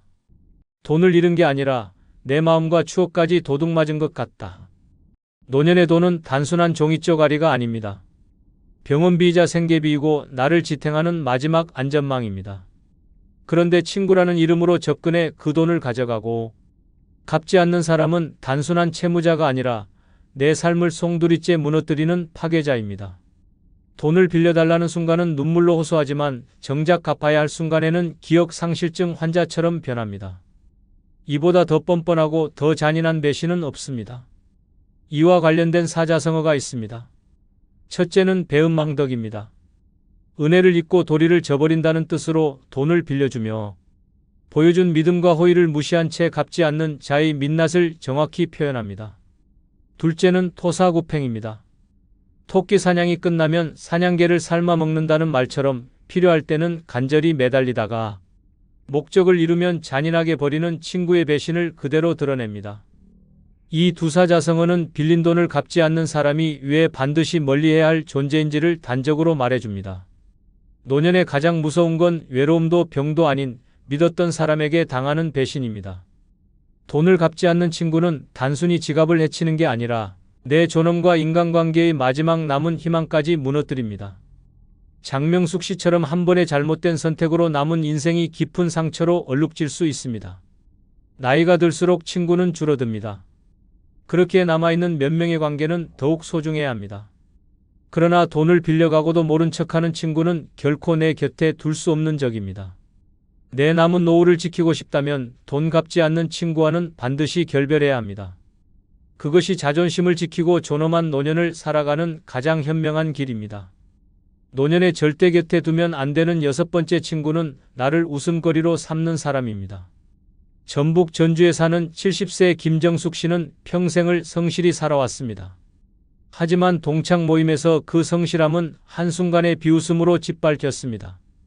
친구라 믿었던 이가 술자리에서 큰 소리로 말했습니다. 얘는 젊을 때부터 똑같아. 남편 뒷바라지밖에 한 게 없잖아. 그게 뭐 자랑이라고. 그 순간 자리에 있던 사람들은 웃음을 터뜨렸습니다. 김 씨는 얼굴이 화끈거려 고개를 들 수 없었고 모임이 끝난 뒤 집으로 돌아와 한참을 울었습니다. 그 친구는 단순한 농담이라 치부했지만 김 씨는 그날 이후 다시는 모임에 나가지 않았습니다. 남은 건 수십 년의 우정을 쓰레기처럼 내던진 깊은 배신감이었습니다. 웃음은 행복을 주기도 하지만 때로는 칼보다 더 날카로운 무기가 됩니다. 특히 늙어가는 사람에게 웃음거리로 전락하는 순간은 인격 전체가 무너지는 순간입니다. 농담이라며 던진 한마디는 상대의 지난 세월을 모욕하고 자존심을 철저히 짓밟습니다. 그 웃음소리 속엔 존중이 없고 따뜻함은커녕 멸시와 조롱만 가득합니다. 나를 웃음거리로 삼는 친구는 절대로 친구가 아닙니다. 그는 내 상처를 밟고 내 과거를 희롱하며 내 존엄을 망가뜨리는 가장 잔혹한 적입니다. 나이 들수록 인간은 인정받고 싶고 존중받고 싶습니다. 그런데 그 욕구를 가장 잔인하게 짓밟는 게 바로 가까운 사람의 비웃음입니다. 젊을 때는 웃어넘길 수 있었던 일도 노년에는 뼈에 사무칩니다. 이유는 단순합니다. 내 인생에서 이미 많은 걸 잃고 남은 건 체면과 자존감뿐이기 때문입니다. 그런 상황에서 친구라는 이름으로 내 존재를 희롱하는 자를 곁에 두는 건 독을 매일 조금씩 삼키는 것과 다르지 않습니다. 이와 관련된 유명한 일화가 있습니다. 링컨 대통령은 젊은 시절 변호사로 활동할 때 법정에서 종종 상대편이 그의 초라한 옷차림과 가난한 집안 배경을 조롱하며 웃음거리로 삼곤 했습니다.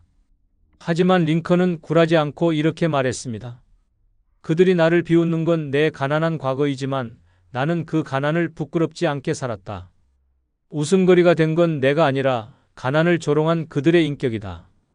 이 일화는 우리에게 강력한 교훈을 줍니다. 웃음거리가 되는 순간 문제는 나의 과거가 아니라 나를 비웃는 자의 천박함이라는 사실입니다.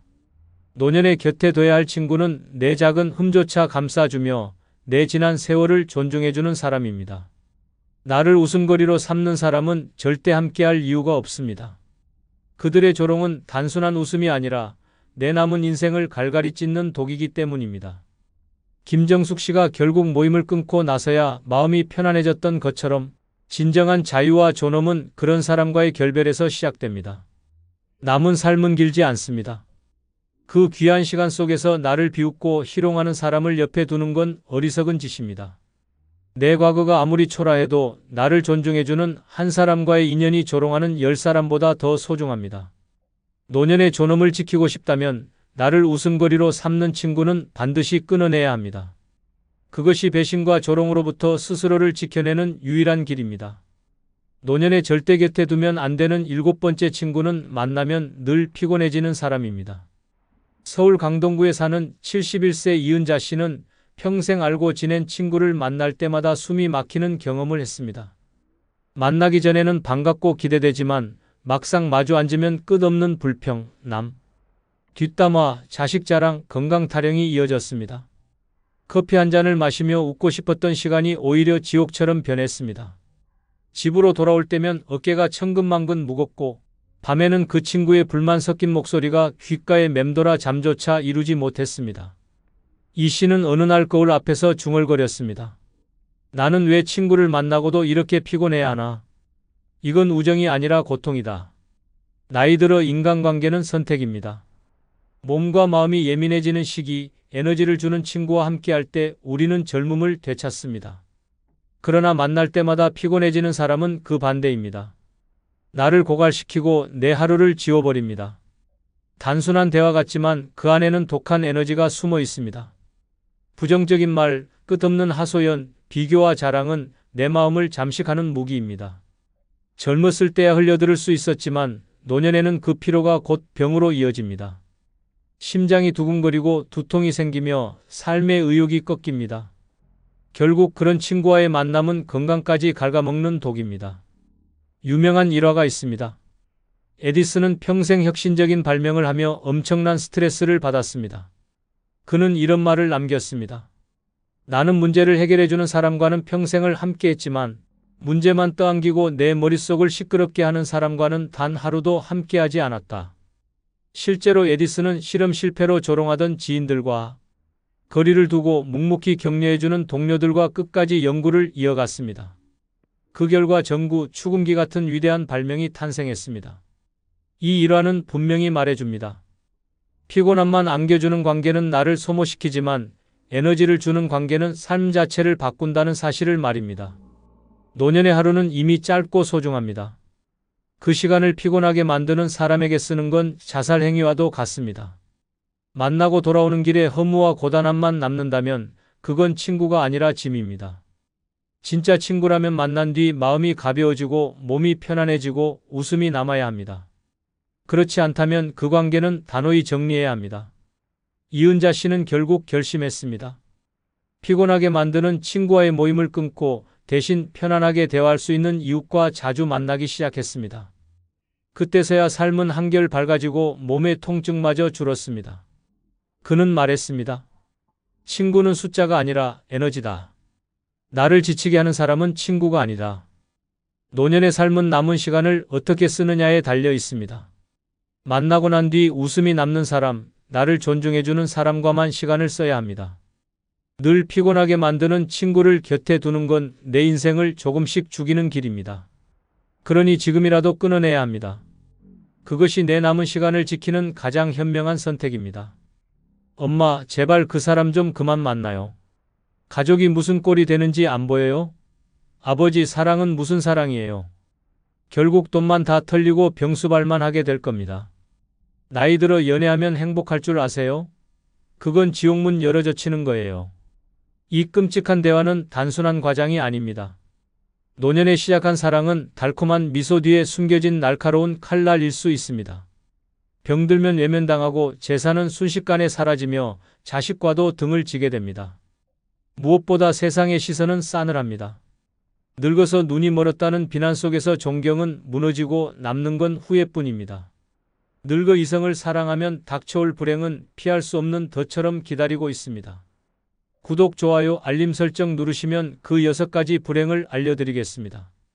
아울러 주변의 소중한 분들에게 많은 공유 부탁드립니다. 늙어 이성을 사랑하면 닥쳐올 첫 번째 불행은 내 자식과 단절되기 때문입니다. 서울에 사는 72세 오승호 씨는 아내와 사별한 뒤 몇 년 동안 홀로 살았습니다. 외로움은 깊었고 집안은 늘 쓸쓸한 공기만 맴돌았습니다. 그러던 어느 날 동네 모임에서 한 여성을 알게 되었고 그는 다시 살아난 듯한 기분을 느꼈습니다. 늦게 찾아온 사랑이라 생각하며 그녀와 동거를 시작했지만 문제는 자식들이었습니다. 아들은 차갑게 말했습니다. 아버지, 이제 와서 새 여자를 집에 들여 뭐 하시려는 겁니까? 저희 어머니 얼굴에 먹칠하지 마세요. 딸은 눈물까지 흘리며 외쳤습니다. 저 사람 때문에 아버지랑 같은 자리에 앉을 수 없어요. 선택하세요, 아버지. 그 여자냐 아니면 우리냐. 결국 오승호 씨는 사랑을 택했지만 그 순간 자식들과의 관계는 산산조각이 났습니다. 명절에도 전화 한 통 오지 않았고 손주의 얼굴조차 볼 수 없었습니다. 그가 집 앞에서 자식의 얼굴을 보려고 몇 번을 찾아갔지만 현관문은 굳게 닫혔습니다. 그 안에서 들려오는 소리는 저 사람 들어오지 마세요. 라는 차가운 목소리뿐이었습니다. 그는 살아있으면서도 이미 가족에게서 죽은 사람처럼 취급당했습니다. 늦게 찾은 사랑은 따뜻했지만 그 대가로 평생 이어온 혈육의 끈이 무참히 끊겨버린 것입니다. 노년의 사랑은 자칫하면 가장 소중한 관계를 파괴하는 불씨가 됩니다. 자식들은 부모의 새 사랑을 순수하게 받아들이지 않습니다. 그들의 눈엔 엄마를, 아빠를 배신한 사람, 재산을 노린 사람으로 보입니다. 결국 부모의 선택은 자식에게 상처가 되고 그 상처는 원망으로 변합니다. 가족 간의 신뢰가 무너지는 순간 자식과의 관계는 끝없는 단절로 이어집니다. 무엇이 더 끔찍한가 하면 이 단절은 단순히 연락이 끊기는 수준이 아니라는 점입니다. 병원에 입원했을 때 자식이 오지 않습니다. 손주의 돌잔치, 결혼식 같은 기쁨의 자리에 부모는 초대조차 받지 못합니다. 명절에도 집안은 따뜻한 밥 냄새로 가득하지만 당신은 차가운 방 안에서 홀로 밥상을 마주합니다. 피부치의 웃음을 갈망해도 그 웃음은 더 이상 당신 몫이 아닙니다. 그리고 시간이 흘러 연인이 병들어 쓰러지면 그 짐은 고스란히 당신에게 떨어집니다. 자식은 냉정하게 등을 돌리고 당신이 선택한 사람이니까 당신이 책임지라고 말합니다. 결국 사랑이라 믿었던 그 선택은 자식과 단절된 삶과 간병이라는 지옥을 동시에 떠안게 만듭니다. 늙어 이성을 사랑한다는 건 단순히 개인의 감정 문제가 아닙니다. 피로 맺어진 자식과의 운명을 건 거래와도 같습니다. 사랑을 선택하는 순간 자식의 얼굴을 평생 보지 못할 수도 있다는 잔혹한 현실을 받아들여야 합니다. 더 무서운 건 후회입니다. 시간이 흘러 연인마저 세상을 떠나면 남는 건 아무도 없는 빈집뿐입니다. 그때서야 자식을 그리워하며 전화를 걸어도 이미 번호는 차단되어 있습니다. 당신은 내가 왜 그 사랑을 택했을까라는 후회 속에서 고독한 노년을 보낼 수밖에 없습니다. 늙어 이성을 사랑하면 지옥인 이유는 그 사랑 하나로 내 자식과의 평생 인연이 무참히 끊겨버리기 때문입니다. 설렘은 잠시이지만 단절은 영원합니다. 사랑이라는 이름으로 시작한 선택이 결국 가족을 잃는 파멸로 이어진다는 사실 결코 잊어서는 안 됩니다. 늙어 이성을 사랑하면 닥쳐올 두 번째 불행은 평생 지켜온 명예가 흔들릴 수 있기 때문입니다. 부산에 사는 73세 이도영 씨는 평생 강직한 사람이라는 말을 들으며 살아왔습니다. 교직에 몸담으며 학생들에게 존경받았고 이웃들에게도 신뢰를 받으며 명예롭게 은퇴했습니다. 그러나 아내와 사별한 뒤 찾아온 외로움은 잔인했습니다. 그때 동네 모임에서 만난 한 여인이 다가왔습니다. 그녀는 늘 다정했고 선생님, 제가 평생 옆에서 돌봐드릴게요 라는 말을 속삭였습니다. 도영 씨는 처음엔 망설였지만 결국 외로움에 무너졌습니다. 함께 지내며 따뜻함을 되찾은 듯 했지만 몇 달 뒤 그의 삶은 무너져 내렸습니다. 당뇨 합병증으로 쓰러져 병원에 입원한 순간부터였습니다. 의사는 보호자의 서명을 요구했고 그녀가 모든 서류에 이름을 올렸습니다.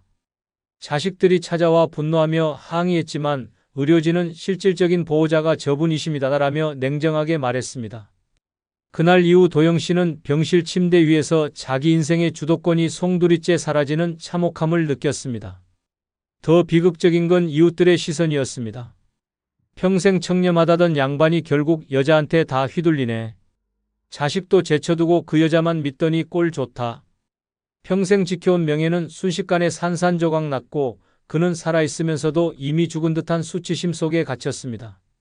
노년에 찾아온 사랑이 왜 이렇게 잔혹한 결과를 낳을까요? 답은 단순합니다. 늙어 아프면 선택권은 사라지고 주도권은 연인의 손에 넘어가기 때문입니다. 당신이 평생 쌓아온 명예와 체면은 단 몇 마디의 소문으로 무너집니다. 돈에 눈이 멀었다더라. 여자한테 홀려 집까지 내줬다더라. 이런 말은 순식간에 동네에 퍼집니다. 평생 단단히 쌓아온 신뢰는 바람 앞 촛불처럼 흔들리고 당신의 이름은 조롱의 대상이 됩니다. 명예는 단순한 체면이 아닙니다. 그것은 평생의 노동과 희생으로 쌓아온 삶의 무게입니다. 그러나 노년의 이성을 잘못 만나는 순간 그 모든 무게는 하찮은 흉내로 전락합니다. 자식들의 존경은 멸시로 바뀌고 손주들의 눈빛마저 싸늘해집니다. 병상에 누운 당신은 아버지는 결국 저 여자 때문에 우리 가족을 버렸어라는 비난을 들으며 몸뿐 아니라 영혼까지 무너집니다. 더 끔찍한 건 한 번 잃은 명예는 절대로 회복되지 않는다는 사실입니다. 병에서 회복된다 해도 이미 뿌려진 소문은 사라지지 않습니다. 친구들은 멀리하고 친척들은 비웃고 자식조차 마음을 닫습니다. 남는 건 낯선 연인과 부서진 이름뿐입니다. 결국 마지막 순간까지 사랑의 눈먼 노인이라는 꼬리표가 따라다니며 평생 쌓은 모든 업적은 한순간에 지워집니다. 늙어 이성을 사랑하면 지옥인 이유는 바로 여기에 있습니다. 내가 아파 쓰러지는 순간 내 인생의 주도권과 함께 평생 지켜온 명예까지도 산산조각 나버린다는 사실입니다. 설렘은 잠시지만 무너진 명예는 영원히 회복할 수 없습니다. 사랑이라 믿었던 선택이 결국 내 이름을 조롱거리로 만들고 평생의 업적을 무덤 속까지 더럽히는 파멸로 이어질 수 있다는 잔혹한 현실을 잊어서는 안 됩니다. 늙어 이성을 사랑하면 닥쳐올 세 번째 불행은 재혼 후 상대의 병원비로 연금이 다 나갈 수 있기 때문입니다. 경남 창원에 사는 72세 김태수 씨는 평생 조선소에서 일하며 성실하게 살았습니다. 퇴직 후 매달 들어오는 공무원 연금 덕분에 최소한의 노후는 보장된다고 믿었습니다. 그러나 아내와 사별한 뒤 찾아온 외로움은 견디기 어려웠습니다. 그때 이웃의 소개로 한 여인을 만났습니다. 그녀는 다정했고 남은 생에는 제가 곁을 지켜드리겠다는 말로 굳게 닫힌 마음을 열어젖혔습니다. 결국 재혼을 했고 주변 사람들은 늦게라도 좋은 인연을 만났네라며 부러워했습니다. 하지만 결혼 1년 만에 상황은 지옥으로 추락했습니다. 아내가 암 진단을 받은 것입니다. 병원비는 눈덩이처럼 불어났습니다. 한 달에 수백만 원, 고가의 항암제와 치료비는 연금을 모두 빨아들였습니다. 태수 씨가 평생 피땀 흘려 모은 연금은 통장에 들어오는 순간 곧바로 병원으로 흘러갔습니다. 자식들은 냉정했습니다. 아버지, 그건 저희 엄마도 아닌데 왜 다 책임지세요? 결국 다 빼앗기는 겁니다. 그러나 그는 선택의 여지가 없었습니다. 사랑하는 사람을 눈앞에서 죽게 내버려둘 수 없었기 때문입니다. 하지만 시간이 지날수록 연금은 바닥나고 치료비를 감당할 길이 없어 결국 빚까지 지게 되었습니다. 이웃들의 말은 더 가혹했습니다. 저 여자가 결국 태수 씨 연금 다 갉아먹네. 존경받던 이름은 한순간에 혹으로 변했고 남은 건 허탈한 웃음과 끝없는 고통뿐이었습니다.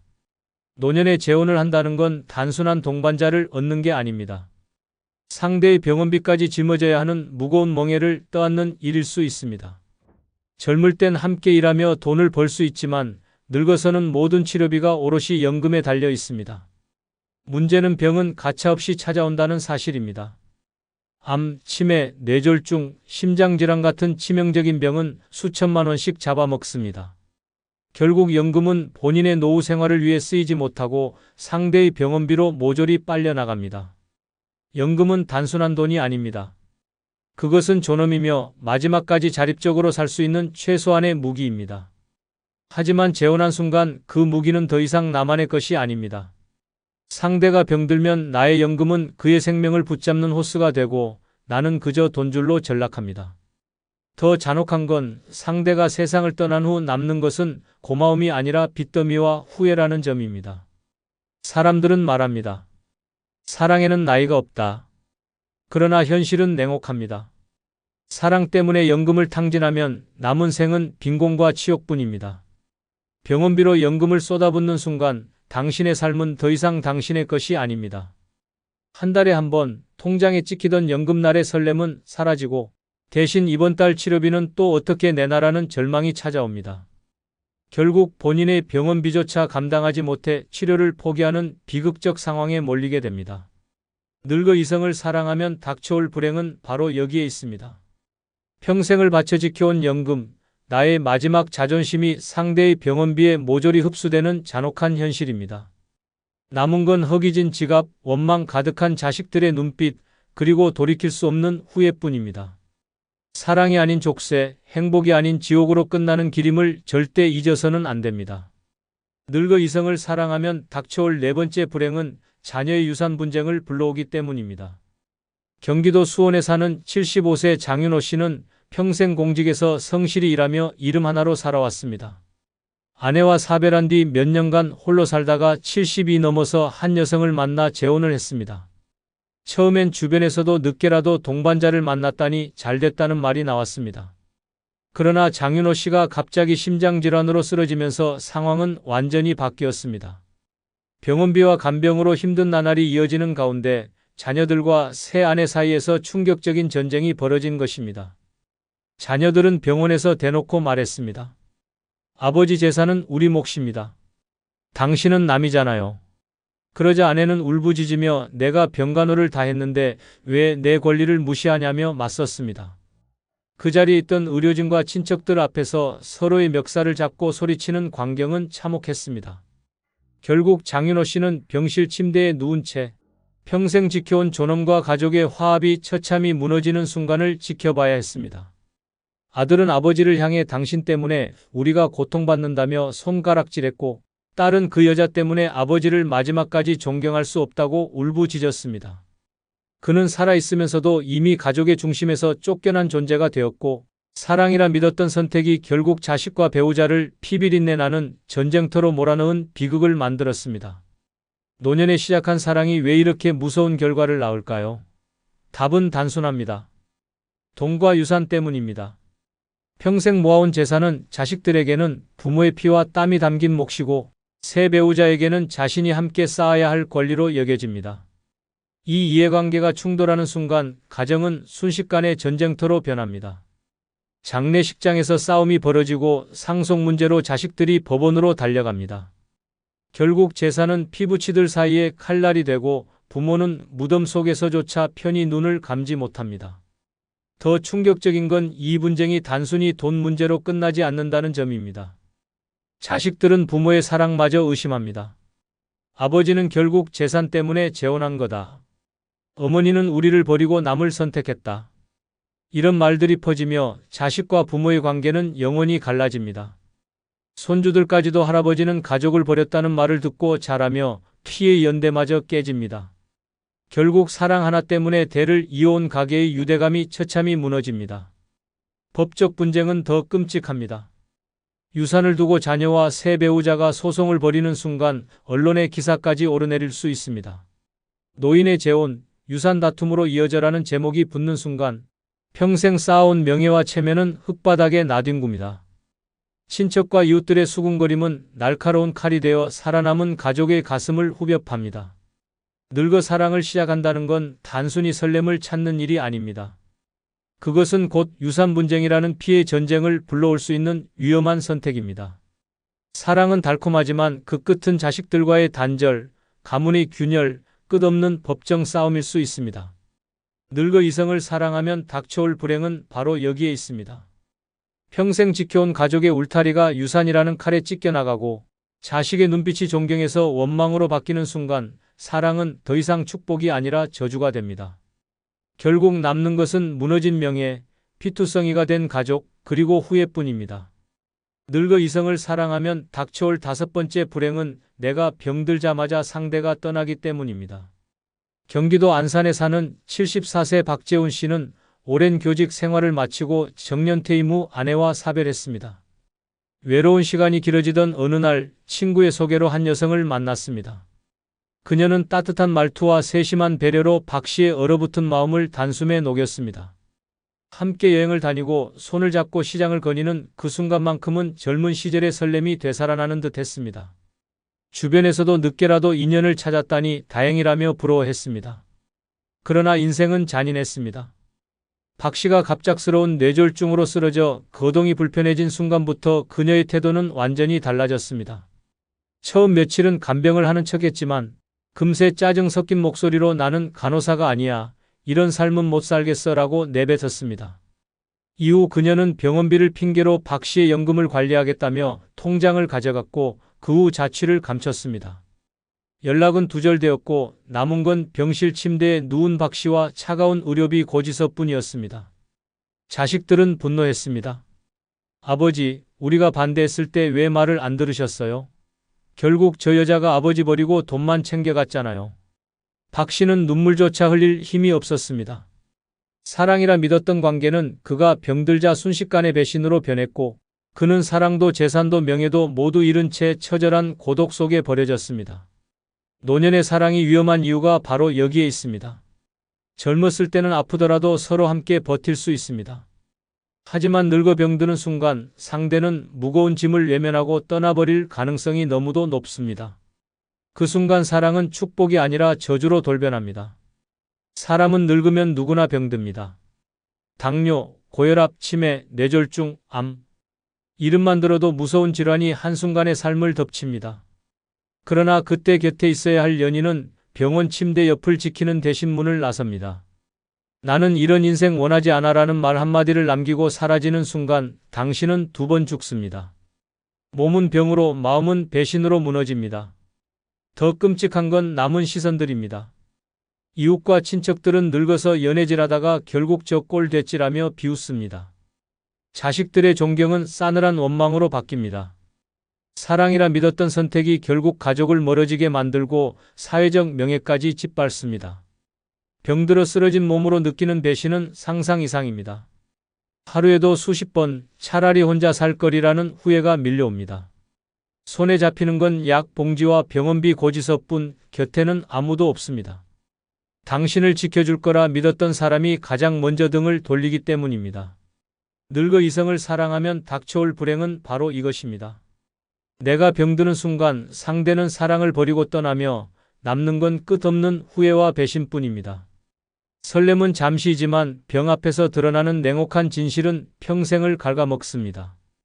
결국 노년의 사랑은 꽃이 아니라 가시가 되어 심장을 찌르고 당신을 파멸로 끌고 갈 수 있다는 사실을 절대 잊어서는 안 됩니다. 늙어 이성을 사랑하면 닥쳐올 여섯 번째 불행은 연애로 인해 내 생활 루틴이 무너질 수 있기 때문입니다. 인천에 사는 71세 윤석호 씨는 은퇴 후 철저한 루틴 속에서 살았습니다. 새벽에 일어나 공원에서 1시간 걷기, 집에 와서 따뜻한 아침밥을 챙겨 먹고 오전엔 신문을 읽으며 시간을 보냈습니다. 오후엔 서해 동호회에 나가고 저녁엔 TV 뉴스를 보며 하루를 마무리했습니다. 그 일상은 단조롭지만 건강과 정신을 지켜주는 든든한 울타리였습니다. 그러나 어느 날 노인대학에서 만난 한 여인이 그의 삶을 흔들어 놓았습니다. 혼자 사니 외롭죠? 우리 같이 지내요. 그녀의 한마디에 윤 씨는 얼어붙은 마음을 열었고 연애가 시작되었습니다. 하지만 행복은 길지 않았습니다. 그녀는 밤늦게 외출하자고 했고 아침 산책 대신 함께 늦잠을 자자고 했습니다. 건강을 위해 피했던 술자리도 그녀의 권유로 다시 나갔고 동호회도 점점 빠지게 되었습니다. 그의 생활 리듬은 엉망이 되었고 혈압은 급격히 오르기 시작했습니다. 가장 충격적인 건 새벽 2시까지 카페에서 대화하다 집에 들어온 날 갑자기 가슴이 답답해 쓰러졌다는 것입니다. 병원에 실려가면서 윤 씨는 내가 왜 평생 지켜온 루틴을 깨버렸을까라는 후회를 피눈물처럼 흘렸습니다. 사랑이라 믿었던 그 달콤함은 결국 그의 몸과 마음을 산산조각 내는 독이 되어버린 것입니다. 노년의 삶에서 루틴은 단순한 습관이 아닙니다. 그것은 생명줄입니다. 매일 일정한 시간에 일어나고 식사하고 운동하는 것은 노인의 몸을 지탱하는 최소한의 질서입니다. 그런데 연애가 시작되는 순간 그 질서는 쉽게 무너집니다.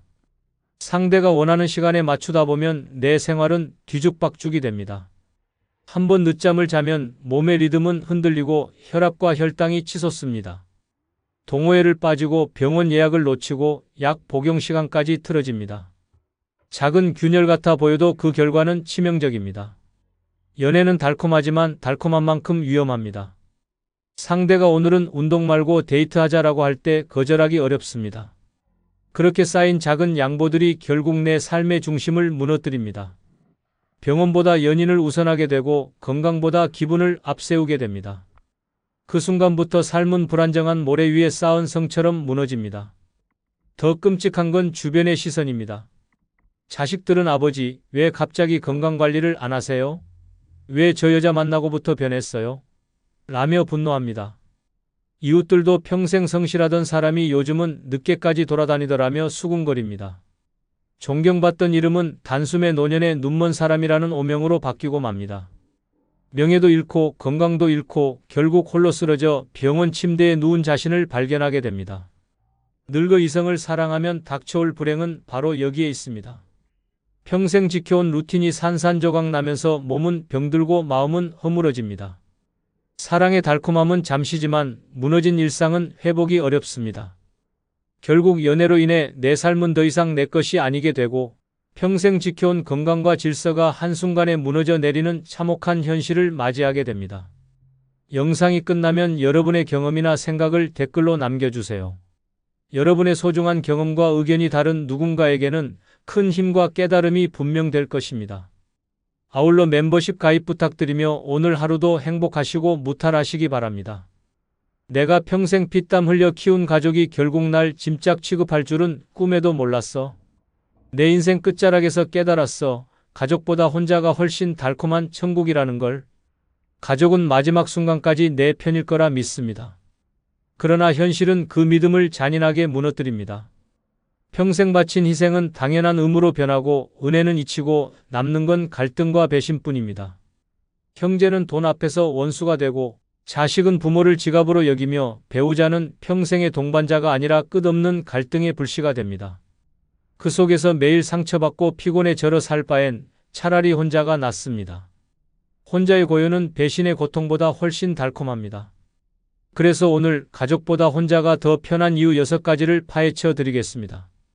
구독, 좋아요, 알림 설정 누르시면 시작하겠습니다. 아울러 주변의 소중한 분들에게 많은 공유 부탁드립니다.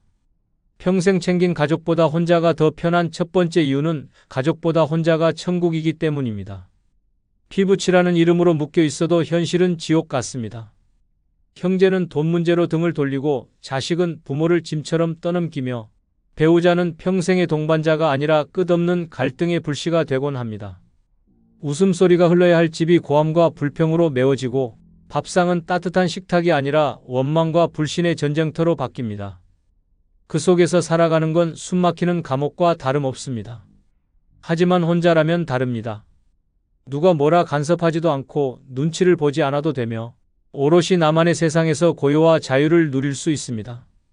가족이라는 울타리 안에서 매일 피곤하게 사느니 혼자가 주는 평화가 훨씬 더 달콤한 천국입니다. 전북 전주에서 살던 김순자 씨는 평생을 가족을 위해 희생했습니다. 남편이 병을 얻어 일하지 못하면서 그녀는 공장에 나가 새벽부터 밤까지 일했고 모은 돈은 모조리 자식들에게 들어갔습니다. 등록금, 결혼자금, 심지어 집 전세금까지. 그녀는 늘 내 자식 잘 되는 게 내 행복이다라며 스스로를 위로했습니다. 그러나 세월은 잔혹했습니다. 결혼한 아들들은 어머니를 찾지 않았고 딸은 시댁 눈치에 연락조차 뜸했습니다. 남편은 병세가 깊어질수록 짜증과 화풀이로 그녀를 괴롭혔습니다. 결국 집안은 지옥 같은 전쟁터가 되었고 순자 씨는 매일같이 눈물을 삼켰습니다. 결정적인 사건은 남편이 세상을 떠난 직후 벌어졌습니다. 장례가 끝나기도 전에 아들들은 집 문제를 두고 서로 싸웠습니다. 큰아들은 내가 아버지 병원비를 많이 냈으니 집은 내 몫이다라며 고함을 쳤고 둘째는 엄마랑 내가 같이 살았으니 당연히 우리 집이다라며 맞섰습니다. 딸은 나도 권리가 있다며 변호사까지 불렀습니다. 그 자리에서 순자 씨는 무너졌습니다. 자신이 평생 지켜온 가정이 순식간에 전쟁터가 되어버린 것입니다. 그녀는 모든 걸 내려놓고 홀로 살기로 결심했습니다. 작은 원룸을 얻어 나와 처음으로 자신의 이름으로 된 집을 가졌습니다. 아침에 눈을 뜨면 싸움소리가 아닌 새소리가 들렸고 저녁엔 눈치 보지 않고 원하는 음식을 해 먹었습니다. 혼자서 차를 끓여 마시며 TV를 보던 순간 그녀는 속으로 중얼거렸습니다. 이게 천국이지, 가족 속에서 살던 그 지옥보다 100번은 낫다. 시간이 흐르자 그녀의 얼굴에는 평온이 깃들었습니다. 더 이상 누구의 원망도 듣지 않았고 누구의 다툼에도 휘말리지 않았습니다. 자식들이 가끔 찾아와도 이제는 눈치 보지 않고 단호하게 말했습니다. 내 삶은 내 거다. 너희 문제는 너희가 해결해라. 이 말 뒤에는 두려움이 아니라 자유가 있었습니다. 순자 씨는 요즘 주변 사람들에게 이렇게 말합니다. 가족이라는 울타리 속에서 매일 피눈물 흘리며 사는 건 지옥입니다. 혼자 사는 게 외로운 게 아니라 오히려 천국입니다. 그녀의 고백은 단순한 경험이 아니라 우리 모두에게 던지는 냉혹한 진실입니다. 기대가 많을수록 상처는 깊어지고 얽힌 인연이 많을수록 갈등은 커집니다. 그러나 혼자는 다릅니다. 고요 속에서 누리는 자유, 그것이야말로 노년을 천국으로 바꿔주는 진짜 열쇠입니다. 평생 챙긴 가족보다 혼자가 더 편한 두 번째 이유는 내 집을 가족에게 뺏기지 않아도 되기 때문입니다. 노년의 가장 큰 자산은 집입니다. 그러나 이 집이야말로 가장 가까운 가족에 의해 무너질 수 있는 가장 큰 덫입니다. 자식은 부모 집을 당연히 자기 것이라 여기며 팔라고 압박하고 형제는 상속을 두고 원수가 됩니다. 며느리와 사위는 은근한 눈빛으로 집을 탐내고 심지어 배우자조차 자기 명의로 돌리자며 갈등을 불러옵니다. 그렇게 집 한 채는 사랑과 의리의 상징이 아니라 불화와 탐욕의 불씨로 변합니다. 내 이름으로 평생 지켜온 안식처가 하루아침에 남의 손에 넘어가고 그 과정에서 가족은 피도 눈물도 없는 적이 되어버립니다. 그러나 혼자라면 다릅니다. 집을 빼앗기지 않으니 불안에 떨 필요도 없고 내 공간에서 오롯이 자유를 누릴 수 있습니다. 집은 내 천국이 되고 고요한 성벽이 되어줍니다. 서울 은평구에 살던 정희자 씨는 평생 남편과 함께 모은 돈으로 작은 아파트를 마련했습니다. 그녀의 소원은 늙어가며 이 집에서 평온하게 사는 것이었습니다. 하지만 남편이 세상을 떠난 뒤부터 자식들이 본색을 드러냈습니다. 큰아들은 엄마, 집을 팔아서 우리랑 같이 삽시다라며 설득했고 둘째는 어차피 상속은 우리 몫인데 지금 파는 게 낫다라며 압박했습니다. 정 씨가 거절하자 자식들은 서로 싸우기 시작했습니다. 집을 팔아 나누자는 쪽과 집을 차지하자는 쪽이 충돌하며 결국 그녀를 사이에 두고 고함이 오갔습니다.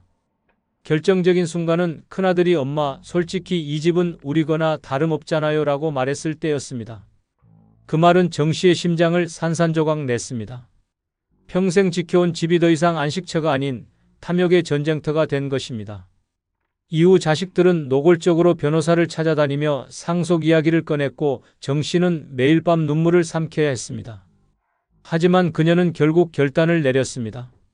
아파트를 팔아버리고 작은 원룸 전세로 옮겨간 것입니다. 자식들에게 단 한 푼도 나눠주지 않고 그 돈으로 자신의 노후를 위해 연금을 들고 생활비를 마련했습니다. 처음에는 집을 잃은 듯 허탈했지만 시간이 지나자 마음은 오히려 가벼워졌습니다. 더 이상 자식들의 탐욕스러운 눈빛을 보지 않아도 되었고 내 집을 지키기 위해 전쟁을 벌일 필요도 없었습니다. 아침에 눈을 뜨면 내 공간이 오롯이 내 것이라는 사실이 위로가 되었습니다. 정 씨는 주변 사람들에게 이렇게 말합니다. 가족에게 내 집을 지키느라 매일 가슴이 무너졌습니다. 하지만 혼자가 되니 집은 비로소 진짜 내 집이 되었어요. 이제 누구도 빼앗아갈 수 없으니 이 고요가 천국입니다. 그녀의 고백은 우리에게 뼈아픈 경고를 던집니다. 가족이라는 이름으로 가장 소중한 집을 빼앗기며 눈물 짓는 노년은 지옥입니다. 그러나 혼자라면 그 집은 오롯이 내 성이며 누구도 침범할 수 없는 자유의 공간입니다. 이것이야말로 평생 가족보다 혼자가 더 편한 진짜 이유입니다.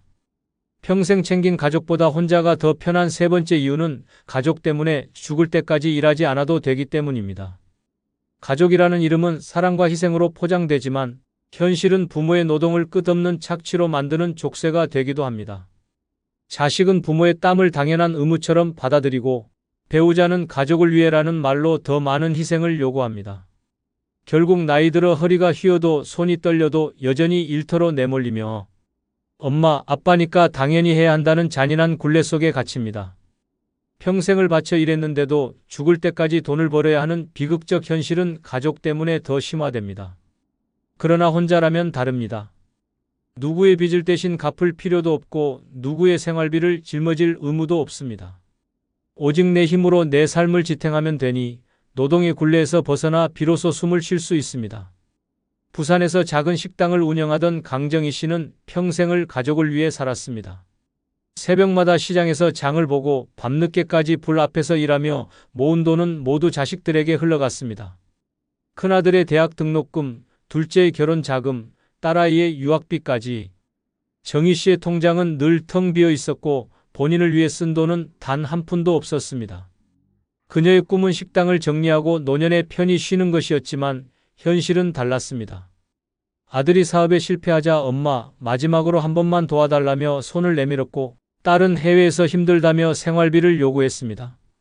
결국 정희 씨는 은퇴는커녕 더 많은 빚을 떠안게 되었습니다. 그녀의 삶은 지옥으로 변했습니다. 허리가 끊어질 듯 아파도 가게 문을 닫을 수 없었고 손목이 퉁퉁 붓는 날에도 주방에 서야 했습니다. 죽을 때까지 일해야 내 가족이 산다는 생각에 눈물로 새벽을 맞이했습니다. 어느 날 고객 앞에서 손목에 힘이 풀려 접시를 떨어뜨렸고 그 자리에서 주저앉아 오열했습니다. 그 순간 깨달았습니다. 나는 내 인생이 아니라 가족의 노예로 살았구나. 결국 정희 씨는 결단을 내렸습니다. 식당을 정리하고 작은 원룸으로 홀로 들어갔습니다. 자식들의 요구를 단호히 끊고 남은 돈으로 소박한 생활을 시작했습니다. 혼자가 되니 하루벌이가 적어도 마음은 편했습니다. 새벽에 억지로 장을 보러 갈 필요도 없었고 누군가의 빚을 갚느라 피눈물 흘릴 일도 사라졌습니다. 아침에 눈을 뜨면 작은 창문 너머로 들어오는 햇살이 축복처럼 느껴졌습니다. 혼자의 삶은 궁핍해도 자유로웠고 고단해도 해방이었습니다. 정희 씨는 지금도 말합니다. 가족 때문에 죽을 때까지 일해야 한다는 건 감옥이었어요. 혼자가 되고 나니 비로소 내 노동이 멈췄습니다. 늦게 깨달았지만 이제라도 내 인생은 내 겁니다. 이 고백은 우리 모두에게 잔혹한 경고를 던집니다. 가족이라는 이름 아래 평생 노동에 묶여 죽을 때까지 일하는 삶은 더 이상 희생이 아니라 자멸입니다. 그러나 혼자라면 다릅니다. 끝없는 요구와 책임에서 벗어나 스스로 선택한 일만 하며 살아갈 수 있습니다. 이것이야말로 노년을 천국으로 바꾸는 해방의 진실입니다. 평생 챙긴 가족보다 혼자가 더 편한 네 번째 이유는 늙어 가족에게 상처받느니 혼자가 낫기 때문입니다. 젊을 땐 가족이 전부라 믿고 내 모든 것을 내어주며 살아갑니다. 자식 잘 되라고, 형제 도와주겠다고, 배우자 챙기겠다고 평생 희생합니다. 그러나 세월은 무자비합니다. 나이 들어 힘이 빠지고 돈줄이 마르면 그 가족이 내 곁에 칼처럼 서게 됩니다. 따뜻한 말보다 날카로운 비난이 먼저이고 효도 대신 무관심이 돌아옵니다. 그 순간 깨닫습니다. 낯선 사람의 무관심보다 더 잔혹한 건 가족의 차가운 뒷모습이라는 사실입니다. 상처는 남보다 가족에게 받을 때 더 깊고 더 오래 썩어갑니다. 그래서 차라리 혼자가 낫습니다. 기대가 없으니 배신도 없고 상처받을 일도 사라지기 때문입니다. 경기도 수원에 살던 이명자 씨는 평생을 자식에게 바쳤습니다. 시장에서 장사하며 비 오는 날에도 명절에도 하루도 쉬지 않고 일했습니다. 그렇게 모은 돈으로 아들을 대학에 보내고 딸의 결혼 자금도 챙겼습니다. 그러나 남편이 세상을 떠나고 몸이 약해지자 상황은 달라졌습니다. 아들은 어머니를 귀찮은 짐처럼 여겼고 딸은 엄마, 나도 살기 힘들다며 연락을 끊었습니다. 명자 씨가 병원에 실려갔을 때조차 자식은 찾아오지 않았습니다. 오히려 퇴원 후 집에 돌아오니 아들은 대뜸 말했습니다. 엄마 집 팔면 요양원에 들어가시죠. 우리가 돌볼 시간 없어요. 그 말은 칼날이 되어 그녀의 가슴을 찢었습니다. 결정적인 사건은 명자 씨가 손주 돌봄을 거절했을 때 일어났습니다. 몸이 아프다며 나도 좀 쉬고 싶다고 했더니 딸이 냉정하게 말했습니다. 엄마가 우리 안 도와주면 앞으로 자주 뵙기 힘들 것 같아요. 그 말은 피보다 진한 가족의 연이 얼마나 가볍게 끊어지는지를 보여줬습니다. 그날 밤 명자 씨는 이불 속에서 목 놓아 울며 스스로를 탓했습니다. 내가 뭘 잘못했길래 평생 바친 가족에게 이렇게 버림받나? 하지만 그녀는 결국 결단을 내렸습니다. 자식에게 더 이상 기대지 않고 혼자 살기로 한 것입니다. 작은 원룸으로 이사해 아침마다 스스로 차를 끓여 마셨습니다. 누군가에게 상처받을 두려움이 사라지자 마음은 오히려 편안해졌습니다. 조용한 방 안에서 책을 읽고 작은 텃밭에서 채소를 키우며 하루를 채워갔습니다. 혼자라는 외로움보다 가족에게서 받은 상처의 고통이 훨씬 더 잔혹했기에 그 고요가 천국처럼 느껴졌습니다. 명자 씨는 지금도 주변에 말합니다. 남한테 무시당하는 건 견딜 수 있어도 자식과 가족에게 상처받는 건 죽을 만큼 아픕니다. 차라리 혼자가 훨씬 낫습니다. 이 고백은 우리 모두에게 뼈아픈 진실을 일깨워줍니다. 가장 믿었던 가족에게서 받는 상처가 가장 큰 독이 됩니다. 그러나 혼자라면 그 독을 삼키지 않아도 됩니다. 마음을 갉아먹는 배신 대신 고요한 평화를 누릴 수 있습니다. 그래서 결국 깨닫게 됩니다. 가족에게 상처받느니 혼자가 훨씬 더 편하고 안전하다는 잔혹한 진실을 말입니다. 평생 챙긴 가족보다 혼자가 더 편한 다섯 번째 이유는 얼마 남지 않은 짧은 인생, 오로지 내 행복에만 집중할 수 있기 때문입니다. 노년의 가장 큰 비극은 시간이 얼마 남지 않았다는 사실을 알면서도 여전히 가족의 문제에 끌려다니며 내 삶을 소모하는 것입니다. 자식은 부모의 인생을 지원금으로만 바라보고 형제는 끝까지 비교와 갈등으로 마음을 찢습니다. 배우자마저 무거운 짐처럼 남아있으면 마지막 순간조차 내 행복은 사라집니다. 결국 남은 세월을 고통 속에서 허비하며 내가 왜 내 인생을 살지 못했을까라는 후회를 안고 눈을 감게 됩니다. 하지만 혼자라면 다릅니다. 더 이상 누구를 위해 희생하지 않아도 되고 단 하루라도 내 기분과 내 욕망만 따라 살 수 있습니다. 남의 눈치, 가족의 기대, 끝없는 갈등에서 벗어나 오직 내 행복에만 집중할 수 있는 시간이 주어집니다. 그 해방감은 늦게 찾아왔지만 그 어떤 보석보다 값진 자유입니다. 강릉에서 살던 한정순 씨는 평생을 가족만 바라보고 살았습니다. 남편이 일찍 세상을 떠나자 두 아이를 키우기 위해 허드렛일, 공장일, 시장일을 가리지 않고 뛰었습니다. 아이들을 대학에 보내고 결혼까지 시켰지만 정순 씨에게 남은 것은 병든 몸과 빈 지갑뿐이었습니다. 그녀의 꿈은 남은 인생은 오직 자신만을 위해 바닷가 근처에서 조용히 살며 그림을 그리고 싶다는 것이었습니다. 하지만 현실은 또다시 자식에게 발목을 잡혔습니다. 아들은 사업에 실패했다며 생활비를 요구했고 딸은 육아를 도와달라며 집으로 불러들였습니다. 그녀는 또다시 자신의 시간을 포기하고 자식의 짐을 떠안았습니다. 그러던 어느 날 허리가 끊어질 듯 아픈 몸을 이끌고 손주를 돌보다가 그대로 쓰러졌습니다. 병원 침대 위에서 눈을 뜬 순간 그녀는 뼈아픈 깨달음을 했습니다. 내 인생은 언제나 남을 위해 흘려보냈구나. 이렇게 살다간 내 행복은 끝내 오지 않겠구나. 퇴원 후 정순 씨는 과감한 결정을 내렸습니다. 자식들에게 더 이상 기대하지 말라고 선언하고 홀로 작은 원룸을 얻어 나왔습니다. 혼자가 되자 처음엔 낯설고 외로웠지만 곧 해방감이 몰려왔습니다. 아침이면 누구의 눈치도 보지 않고 좋아하는 음악을 틀었고 바닷가를 걸으며 그림을 그리기 시작했습니다. 늦은 나이에 미술학원도 등록해 같은 취미를 가진 사람들과 어울렸습니다. 그녀의 얼굴은 날마다 밝아졌습니다. 무엇보다 더 이상 엄마, 이거 좀 해주세요 라는 말에 짓눌리지 않고 오로지 자신이 하고 싶은 것에만 몰두할 수 있다는 사실이 삶을 다시 빛나게 했습니다. 정순 씨는 지금도 주변에 말합니다. 내가 늙어 처음으로 내 행복을 찾아봤습니다. 혼자가 두렵다고요? 아닙니다. 혼자가 되니 비로소 내 인생이 시작됐습니다. 이 고백은 우리에게 잔혹한 진실을 알려줍니다. 가족에게 끌려다니며 남은 시간을 소모하는 건 천천히 죽어가는 것과 다름없습니다. 하지만 혼자가 되면 남은 짧은 세월을 오롯이 나를 위해 쓸 수 있습니다. 이제라도 내 행복에 집중한다면 마지막 순간은 후회가 아니라 미소로 끝낼 수 있습니다. 이것이야말로 평생 가족보다 혼자가 더 편한 진짜 이유입니다. 평생 챙긴 가족보다 혼자가 더 편한 6번째 이유는 내 돈을 오로지 나를 위해서 계획적으로 쓸 수 있기 때문입니다. 가족을 챙기며 살면 내 지갑은 끝없이 구멍이 납니다. 자식은 결혼한다며 집을 사달라고 하고, 형제는 사업이 망했다며 빌려달라 하고, 배우자는 생활비가 부족하다며 카드값을 떠넘깁니다. 그렇게 평생 번 돈은 내 손을 거치지도 못한 채 흩어져 나갑니다. 정작 나는 병원비조차 아까워 참고 여행 한번 제대로 가보지 못한 채 늙어갑니다. 내 노후를 위해 모아둔 돈마저 가족의 명분으로 빼앗기면 남는 건 후회와 눈물뿐입니다. 그러나 혼자라면 다릅니다.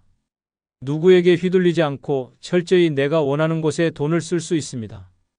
병원비를 아껴서 자식에게 보태줄 필요도 없고 억지로 명절 선물 사며 체면치레할 일도 없습니다. 내 돈을 내 계획대로 쓰는 삶, 이것이야말로 진짜 자유입니다. 대전에서 식당을 운영하던 김은자 씨는 평생을 가족을 위해 살았습니다. 번 돈은 늘 자식들 뒷바라지에 쓰였고 남편의 빚을 갚느라 허리가 휘었습니다. 은퇴를 앞두고 모아둔 퇴직금이 유일한 위안이었지만 그마저도 아들 부부가 전세금이 부족하다며 가져갔습니다. 은자 씨는 한 푼도 쓰지 못한 채 빈손으로 남았습니다. 몸이 아파도 병원비가 아깝다며 참았고 친구들과 여행 약속도 늘 미뤘습니다. 결국 그녀의 노후는 고단한 노동과 끝없는 불안으로 이어졌습니다. 그러던 어느 날 친구와 함께 시장에 갔다가 작은 사건이 벌어졌습니다. 친구는 아무렇지 않게 5만 원짜리 스카프를 샀는데 은자 씨는 1만 원짜리 물건 앞에서조차 망설였습니다. 그때 친구가 한마디 했습니다. 너 평생 가족만 챙기다 이제 뭐가 남았니? 너를 위해 쓸 수 있을 때 써라. 그 말이 가슴을 후벼 팠습니다. 은자 씨는 돌아오는 길에 결심했습니다. 더 이상 가족에게 끌려다니지 않고 남은 돈은 철저히 나를 위해 쓰겠다고. 그녀는 작은 원룸으로 이사해 생활비를 줄이고 남은 돈으로 건강검진을 받고 하고 싶었던 요리교실에도 등록했습니다. 매달 일정 금액을 계획해 취미와 여행에 투자했고 노후를 위한 작은 적금도 만들었습니다. 누구의 허락도 필요 없었습니다. 아침마다 통장 잔고를 보며 이건 내 돈, 내 행복을 위한 돈이라고 속삭일 때 처음으로 삶이 달콤하게 느껴졌습니다. 은자 씨는 요즘 주변 사람들에게 이렇게 말합니다. 내 돈을 내 마음대로 쓰는 게 이렇게 행복한 줄 몰랐습니다. 가족을 위해 희생만 하다 늙으면 결국 내 인생은 남 좋은 일만 시킨 꼴이 됩니다. 혼자가 되니 비로소 내 돈이 내 삶을 살려주더군요. 이 고백은 우리 모두에게 잔인한 현실을 일깨워줍니다. 가족이라는 이름 아래 내 돈을 빼앗기면 남는 건 빈 지갑과 후회뿐입니다. 하지만 혼자라면 다릅니다. 내 돈을 오로지 나를 위해 쓰며 철저히 계획적으로 남은 인생을 설계할 수 있습니다. 이것이야말로 평생 가족보다 혼자가 더 편한 진짜 이유입니다. 영상이 끝나면 여러분의 경험이나 생각을 댓글로 남겨주세요. 여러분의 소중한 경험과 의견이 다른 누군가에게는 큰 힘과 깨달음이 분명될 것입니다. 아울러 멤버십 가입 부탁드리며 오늘 하루도 행복하시고 무탈하시기 바랍니다.